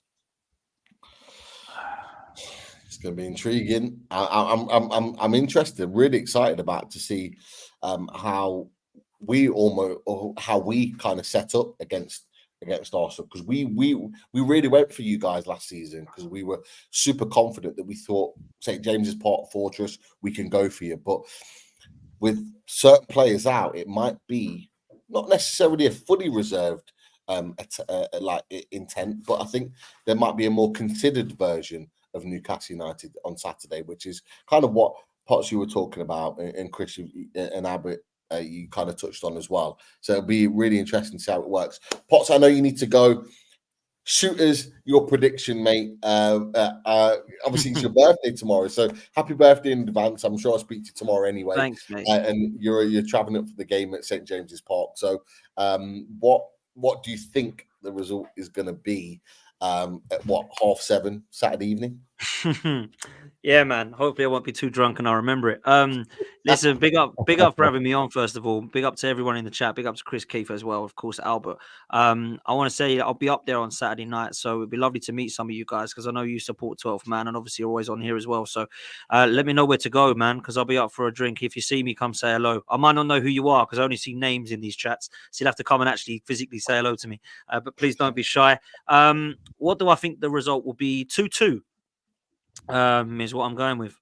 I'm going with 2-2. I think this will be a good game. And I think Newcastle are stronger than people are giving them credit for, in my opinion. I know people are very happy that Isak's out and that Murphy's out and that Tonali's out and the list goes on, Barnes, etc. Botman, but I still think you've got top quality. We should be trying to win this game, in my opinion, and I think that we should, but I don't know that Eddie and Jorginho are going to be quite as strong as what we need. And I'd rather have Partey and Jesus, because if we had Partey and Jesus, I wouldn't go for an Arsenal to nick it. And I would still only say that Arsenal would nick it, by the way. I wouldn't expect a 3-0 at St James's Park. This is a tough place to go, by the way. Yeah. Not one that I enjoy going to. So listen, if we lose, I'll just drown my sorrows, have a good birthday and enjoy one of the best places to go in England for the night. If we win, it will be a bonus and I'll have a great weekend. Hopefully Arsenal have done their kind of damage last night and we can bounce back. But big up to everyone in the chat. Big up Lisa as well. Big up everybody else. And thanks for wishing me happy birthday. And thanks for having me on, Pete and Chris and the guys. Much appreciate it. Pleasure. Just right next to me where I'm just putting my thumb there, the 12th Man podcast. If you haven't subscribed already, make sure you have, because it's a fantastic channel. And it's a pleasure to be a part of as well with you and the boys every week. So, yeah, make sure you go and subscribe to that. Potts, I'm going to let you go. Happy birthday for tomorrow. I'll be in touch, mate, no doubt. Be in touch, mate. Be in touch. Yeah, man. Thanks a lot. Big up, Albert. Big up, Keith. Big up the chat. Chris, Pete, it's all love. I'll see you next time, and I hope that you lose this weekend. Take care. See you guys later. Take care. See you then. Take care, bro. You always had to kind of just chuck that in at the end, didn't he? Yeah. Oh man. Albert, are you okay for a couple of minutes? Just go on, mate. Go on, bro. Couple of Arsenal questions. What question? We're not going to get through all of them. I apologize in advance. We've had some really good discussion tonight. We obviously did the tactics ball. We had some fantastic stats from the main man, Keith, at the bottom. And we've got loads of questions. We're not going to get through them all, so we apologize in advance. No but we'll get some top questions for you, mate, before we get predictions. I'll whiz through as many as I can, Albert, to try and get as many as we can. But first of all, Jamie Brew, and big shout out, mate. Thank you very much for the super chat. He's telling Potts to go to Shearer's Bar before kick-off and he'll get you the pint. So Potts, pass that message on to Potts and let him know he's got a free pint waiting there. So that's very kind of Jamie. So thank you for that, Jamie. We also had a super chat from Toon Tactics TV. So again, thank you very much for that. He's asking you, Albert, does Arteta select players for his teams on merit? Well, if you're looking at the goalkeeper situation, you probably would say no, to be honest. Yeah, it's a weird one. It's a weird one with Arteta because he's ruthless in some aspects with the goalkeeper situation. But in other areas of the team, he's not. And you think to yourself, well, there's certain players that are not performing, or I mean, for example, I know he's injured now again. I can't believe ESR's injured again, but he had a good under 21. He had a good Euros with the under 21 England. He got fit, but he's not playing. And then obviously now he's injured, but I just think with some players, he doesn't trust them. I mean, the perfect example is why Saka's played, I think, is it 88, 89, probably 90 games. He's appeared in consecutively for Arsenal because he doesn't trust Reece Nelson. That's the only thing for me. It must be because before you could turn around and argue that it's his injury record, but he's fit now. And he only played yesterday because, he wanted to give some of the fringe players an opportunity. But generally speaking, he doesn't play Reece Nelson a lot. And how are players supposed to improve the team or get minutes into side if you don't trust them to play him? you kept him at the club and you gave him contracts. So I don't get it. But yeah, it's a weird one. He's ruthless in some areas with the goalkeeping situation, but in other areas of the team, he's not. Yeah. Can I just before we come to another question, Chris, can I just ask you, Albert, Emma Smith-Rowe, I think you just talked about him. Emma Smith-Rowe, been linked with Newcastle United as a potential move in January. What do you make of him? And do you think it's time for him to move on from Arsenal? I'm one of them Arsenal fans. I'm not too sentimental with players. I know people talk about the Hale End Academy and the guys that come through at a young age, but football's not a long career. He's had a lot of injuries, unfortunately. I like him. Listen, the irony of it is when Arteta was kind of struggling, sort of his first, 18 months or so, the likes of Saka and ESR got him out of jail. I haven't forgot that because they put in some good performances in the struggling Arsenal side. Yeah. But ESR is an interesting one because he's got a lot of potential, man. He had that season or 2 seasons ago where he was at double figures for goals and he had some good numbers for assists. But what are you supposed to do, guys, when the guy can't keep fit? You can't keep them at the club, But yeah, I think there's gonna have to be a major discussion in January, and in regards to the injury he's got now, the way Arteta was talking, it doesn't really look good because he could be out for quite a while. Same thing with Thomas Partey as well. Interesting. Nathan Page, again, Nathan, thank you very much for the donation to the channel, mate. Much appreciated.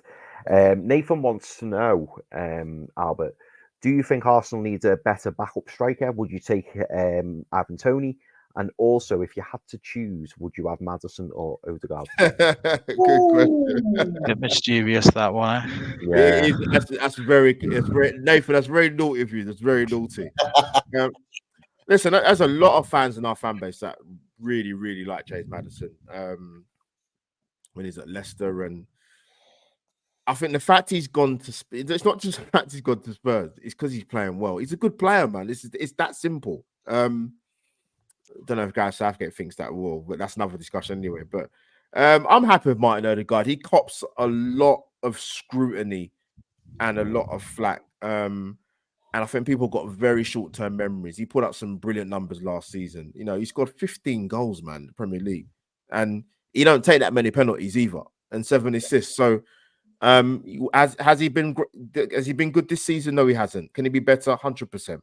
And I have trust in that he will be better. But Odegaard, I'd love both personally. But I'm not going to choose both. So I'm going to dodge the question. The Toney one, I would take. Toney, I would take.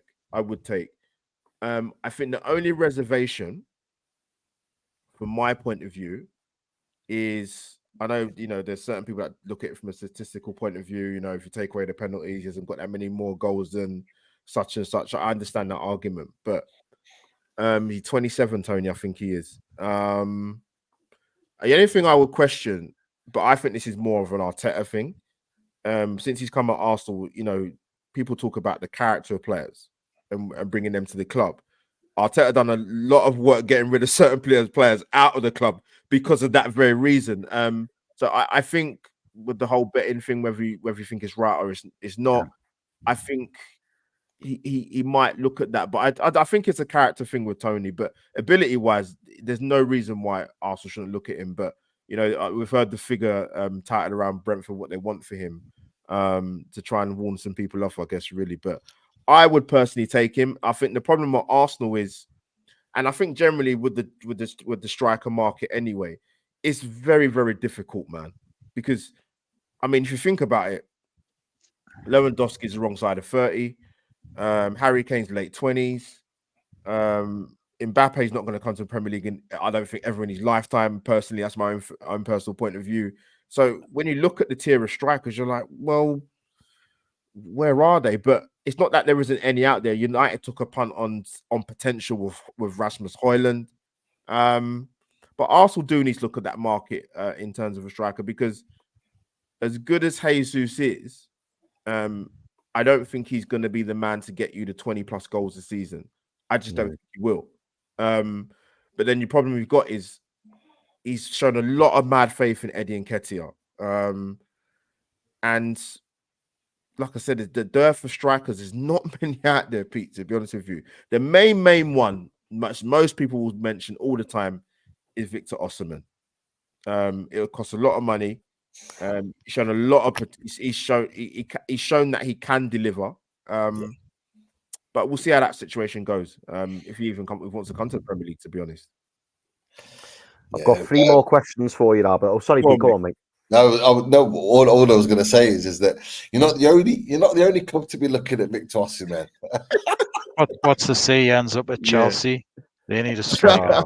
God. Hey, forget Chelsea. I wonder about us. if we can't get the cheaper option in Victor Boniface, or as Foxy just put in the chat, Marcus Leonardo, who we talked about on our show with Graham Bailey earlier on in the week. If you haven't watched that, check that one out. That was a cracking show with some good options on there.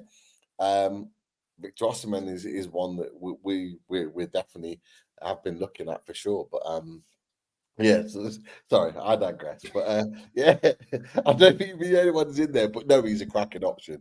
He is a top striker. I think that's the one area. I think if with any club really, if you're talking about the striker market, I think it's more hard than it's been for the last 5-10 years. I think it's the pool has got. I agree. It's not increasing. It's decreasing. 100%. It's definitely decreasing. I mean, I can remember growing up watching football, and you'd see teams in the mid-table, and slightly lower, like Coventry, and they'd have like Darren Huckabee and Dion Dublin banging them in from all angles, and every club seemed to have great strikers. So I don't know what it is. If it's actually the defenders becoming more cultured and better. But the market's getting smaller, and the numbers aren't as big as they used to be. You've got phenomenal strikers like Lewandowski and everybody here over the years who've had great stats. But in terms of the Premier League, you're 20 and over. It's hard, yeah. And in Serie A as well, you just don't get the numbers that you used to get. No. Darren Huckabee. I feel old. Wasn't he at Newcastle as well before he went to Coventry as well? Yeah, loan spells at Millwall. Yeah. We're watching at Coventry, at Norwich. Yeah. And like that was when he was a young lad. Like he's been retired probably about 15 years now, man. I feel old. Oh god. Scary, innit? Don't worry, we're all there. We're all there, mate. We're all there. You feel great. No, I'm joking. I love this question from Jordy Toon for Life. He asks Albert, if you could go back 15 years and choose one Arsenal player from the past, who would you choose to help get you over the line and win the league? I have a feeling I know who you're going to pick, but you might shock me. Oh, it's hard because I could answer that with so many different players. But if I'm gonna stick one, I just think he was such a massive game changer, and I think even the Arsenal players mentioned him a lot. It's Dennis Bergkamp. Different. He took us up another level. I mean, he came to Arsenal, he struggled. He didn't have a good time at Milan. But I think if likes what Henry would say Dennis Bergkamp, Wright would say Dennis Bergkamp. Like he used to wear the same pajamas and matching slippers. He just wanted to copy Dennis. But yeah, Dennis Bergkamp was the biggest game changer for Arsenal Football Club, 100% for me. Yeah, he was like the catalyst, wasn't he? Which sort of sent Arsenal in a completely different direction. I know they had Ian Wright before him, and Ian Wright for some of the time when Bergkamp was there. But if you obviously he came just before Wenger, and then it was Wenger, and then Bergkamp just really seemed to come on that season. He was out of this world. Those goals against Leicester and everybody, and then in that World Cup against Holland for those couple of years, brilliant. Yeah. And the one at St James's Park. Let's not forget that. Come on now. I knew you were going to bring that. I knew you were going to bring that up. That was us made up for that though. That was us made up for that goal. I know it was Dabas, but he made up for it when he got that winner against Sunderland at the Stadium of Light. Albert, did you say Demesis is still spinning? He's still spinning, yeah. Oh,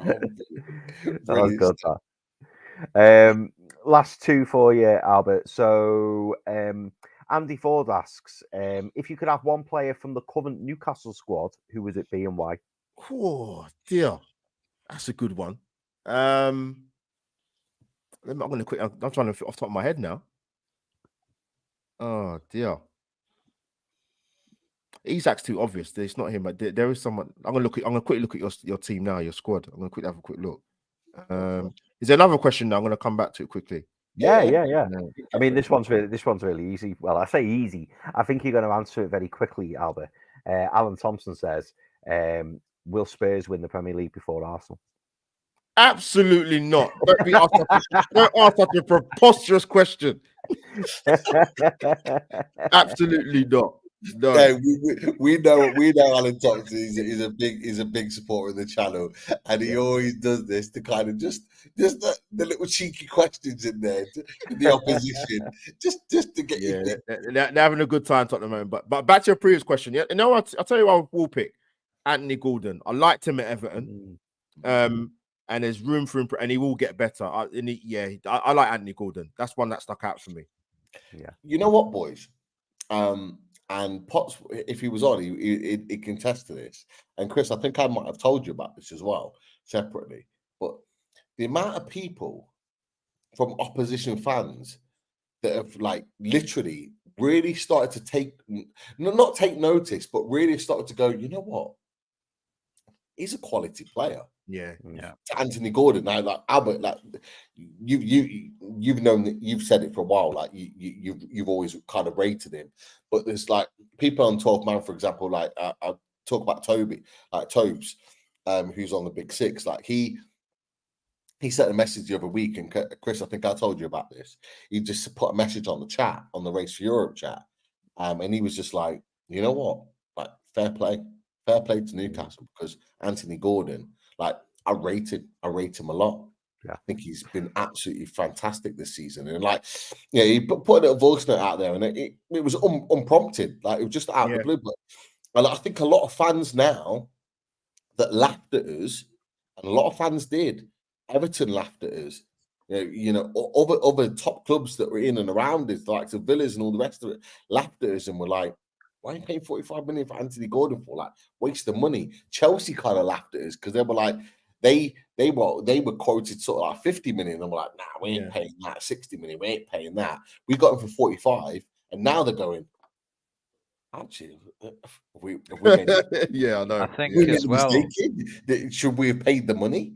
Like, because some of the players, for example, Chelsea, some of the wingers that they've signed haven't hit the ground running. No. Like Anthony Gordon. It took Anthony Gordon 6 months. It took him a while. You know, I was even myself, I wasn't sure he was going to make the grade. And it was only really the Euros. And Chris, you watched the Euros like I did, and you're bigging him up probably before I was, in saying, you know what, he's going to have a great season, and backed him right from the beginning. And now look at him. Like I think what it is, I think for me, he was starting to come good at the end of last season. You know, that goal against Chelsea on the last day of the season down at Stamford Bridge, that's when he started to come into form. It was just a bit too, you know, near the end for him for the season, and then obviously he carried that on, and he was one of the stars, if not the star, of the under-21s Euros. Really did brilliant in winning that, you know, and the run that he went on when he carried that confidence in run into the season. I think a lot of people as well, I would say about the Everton thing, I think it was unfairly tarnished, and maybe a lot of people weren't taking into consideration the toxic environment at Everton at the time last season as well. And for a very young player and what that does, he was doing amazing things in a very difficult side that was missing Calvert-Lewin and players like that. So there was a lot of pressure put onto Gordon's shoulders. But once he got out of that environment and he got his fitness up at Newcastle, we're starting to see the results now, and people's eyes are being opened to Gordon.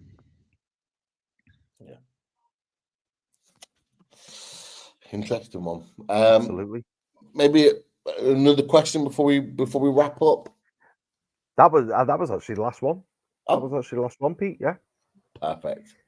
You know what? Massive thanks to everyone put the questions in. Brilliant questions, and thank you for taking the time. Lots of different opinions. And I love the conversations in the chat. Like, mostly yourself, Chris, but like myself, if we're going through the chat and we're looking through, some of the conversations are brilliant, and we do try and respond to some of them as we can. But if you haven't already, click like and subscribe to the channel, and particularly this show tonight, because it's been amazing to have Albert on, as well as Potts, and thank you for supporting everything Loaded Mag NUFC. Albert, just before we go, where can we find you in everything that you do on socials, on YouTube? Where can we find you at, mate? You can find me anywhere, Pete. Anywhere, here, there, and everywhere. At the games, on Instagram, Twitter. My Twitter handle is underneath Albert JTV. My channel name's Albert JTV, but the Twitter handle is just underneath. My Instagram handle is different. It's just got 15 on the end instead of 57. That's all it is. But yeah, I don't give sort of pre-planned what I'm going to do, because it just comes to my head. But I do put it out on the social so people will get to the loop. So yeah, that's what I'm gonna do. That's where you'll find me, shall I say. So give Albert a follow more than anything, so you can keep an eye on his content. Click that notification bell, because anything that pops up, you'll be able to see it. That's for sure. Albert, it's an absolute pleasure to have you on. Not the first time, won't be the last. That's for sure. Coming on the channel, brilliant to have you on with us. 00 Stato, Dr. Doom, Keith, absolute pleasure as well to have you on there. And look, I'm not going to go anywhere before we get our predictions. Just wanted to get those thanks out the way. So Chris, what we're going for, mate? What we're going for? Mate, don't ask me why. I've just got this weird feeling, and I thought it before you even asked this question. I thought this about half an hour ago. Don't ask me why. I think Newcastle are going to win 4-2. Oh, don't know why. I've just got 4-2 on the brain. I think there'll be loads of goals, and I think Newcastle could score quite a few goals, but I do think Arsenal will very much be in the game. So yeah, I'm going to say 4-2 Newcastle. That is dear. I'm not going to complain about that. I'm not. No, it's got a weird feeling. I don't know why. Put a bet on it, because I've just got this weird feeling. Yeah. Bring it on. Albert, as the Arsenal fan in the room, I think Potts went 2-2. Are you thinking you're going to be on the fence with the 2-2, or you go for an Arsenal win? What are you going for, fella? No, 1-1 stuck in my head. Thought that for a couple of days now. I would take a point. Our away form, what gives me a bit more confidence is our away form is actually pretty good. So it's the home form we need to sort of rectify from last season. But yeah, it's going to be tough. St. James's Park is a tough place to go, man. I think the reason why we won there last season is because the pressure was off. Because we were in a position, we were technically in the title race still, but we weren't really. City kind of had their foothold on it, but I think this is a bit different. It's quite early in the season. Only like be 11 games in, so I'd take a point personally. I've got to be honest. Okay, no, respect that. I'm going to go 1-0 Newcastle. I'm going to think it's going to be a tight game. I'm always going to back the boys at St. James's Park. They haven't given us a reason to kind of let us down so far, but I'm going to go 1-0. I do think it's going to be a tight game. I think it's going to be a tough game. I think it's going to be end-to-end, but I don't think there's going to be a lot of chances, because I think either team is going to be a bit wary about losing the game. But we, of course, come to the main man, 00 Stato, Dr. Doom, Mr. Keith Roll. What are you going for, and what have you predicted for us by 7:30 on Saturday evening? I don't have a great feeling about Arsenal. I never do. Coming to St. James's Park, really, I dread it. Those stats there. You know, last season, in the corresponding fixture last season, just in the spring there, I tipped Newcastle for a 1-1 draw. Didn't happen.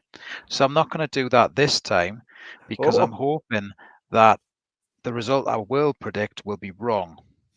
And I hope Newcastle at least get a point. I just think some of the injuries could play a part in it. Just what I was saying earlier on the team selection. You know, we've got 9 players out who've been figuring in the first team. And I think much like the sort of game that we had against Liverpool, we could be in a winning position in parts of the game, like we were against Liverpool with Gordon. But those substitutes were not as strong on the bench. I think Arsenal are stronger this season, and they're really strong in the midfield, in particular with Declan Rice coming in as well. So for that reason, I don't think Newcastle will win. I think if I was to pick, and I hope I'm wrong with this, I'm predicting Arsenal to shade it. That's not shaded. That's convincing. Maybe 2-1. Maybe 2-1. Maybe 2-1, sort of. But I'm just not confident in this game. I hope I'm wrong. I hope Newcastle are able to at least get a point, because I did tip them for a point last season and 1-1 draw, and they let us down. Was it 2-0 last season as well? Was it 2-0? It was 2-0. It was 2-0. Honestly. And I do think, if you remember the prediction show, the season prediction show at the start of the season, I said Arsenal were going to be, if potentially Arsenal, there was going to be a team other than City to win, it would be Arsenal, the league. So, yeah. Yano said you're fast becoming the new Jon Snow.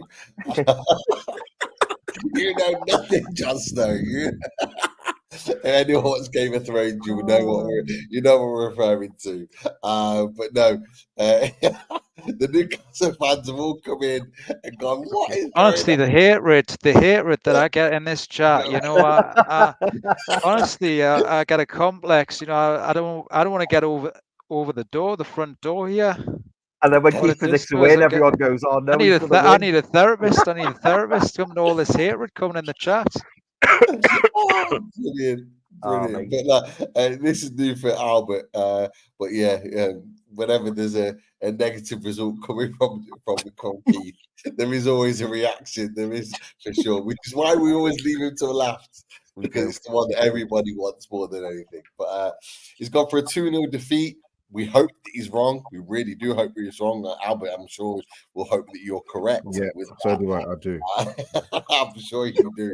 But look, just before we go, I have to say massive thanks to our sponsors, the radiatorshed.com. Thank you to Russ and the team for supporting the channel and for all that you do as well. And of course, they're all designed and manufactured in Italy. The aluminium rads are environmentally friendly and are perfect for heat source pumps, and they offer a home survey service and will install if required, and they have a fantastic range as well. Huge thank you to Bathroom Designs Co. H2O, the Northeast largest suppliers of Villeroy and Botch bathroomware. Team Valley Gateshead, over 20 years established and ran by the family. So make sure you get down to the showroom on the 11th Avenue, Team Valley Gateshead, Valley Estate in the Gateshead, that is for sure. And we're going to rain down on Albert tonight, but there are some fantastic bathrooms that are available from the team. So massive thank you to you. I still get bombarded by the wife to say, why have we not got a bathroom looking like these pictures? I'm saying, hold on, I'm trying, I'm working away. We'll be there soon. Do not worry. We'll have that walk-in shower. I'm joking, by the way, but yeah, joking, not joking, but it is there. And thank you to the support from Jordan, Liam, and Dom. All those at Newcastle World, the Geordie Journos. And if you want to scan for your NUFC newsletter, click or scan the QR code and you can get access to that as well. And if you're not a member, you're not a loaded ultra, why not? On your laptop, make sure you click on that blue button to join, $1.99 a month, and there will be definitely some more prizes and more prize draws coming up, and Chris will be cooking, no doubt. The next prize. Would you want, aren't we? Would you want? We are. I reckon, Pete. I reckon. I don't know about you. I reckon we do one if we beat Arsenal this weekend. I think one's due. Yeah. If there wasn't ever an incentive, there is one there. That is for sure. But lastly, everyone in the chat. You guys are amazing. All of our mods, the likes of Lisa, Tom, Stu, the works, fantastic, and thank you for your superb support. Thank you to everyone in the chat. Your questions are amazing. Tampa Toon, I'm going to steal the chat, has just gifted 10 loaded mag NUFC memberships to people in the chat and beyond. So massive thank you to you showing your support, Tampa Toon. You are amazing, and you have been ever since you've kind of found the channel. You've been superb, and thank you very, very much for that as well. We're going to end it there, guys. Fantastic preview. Always a big preview when Arsenal come to town. We love talking to the likes of Albert and Potts and getting those stats from Keith. But look, guys, we're going to wrap it up there. Thank you for joining us. We will be back very, very shortly. Previews for other shows. But before that, we're going to get the review from the Arsenal game Saturday or Sunday, to keep an eye out for that. There we go, boys. We do love playing away.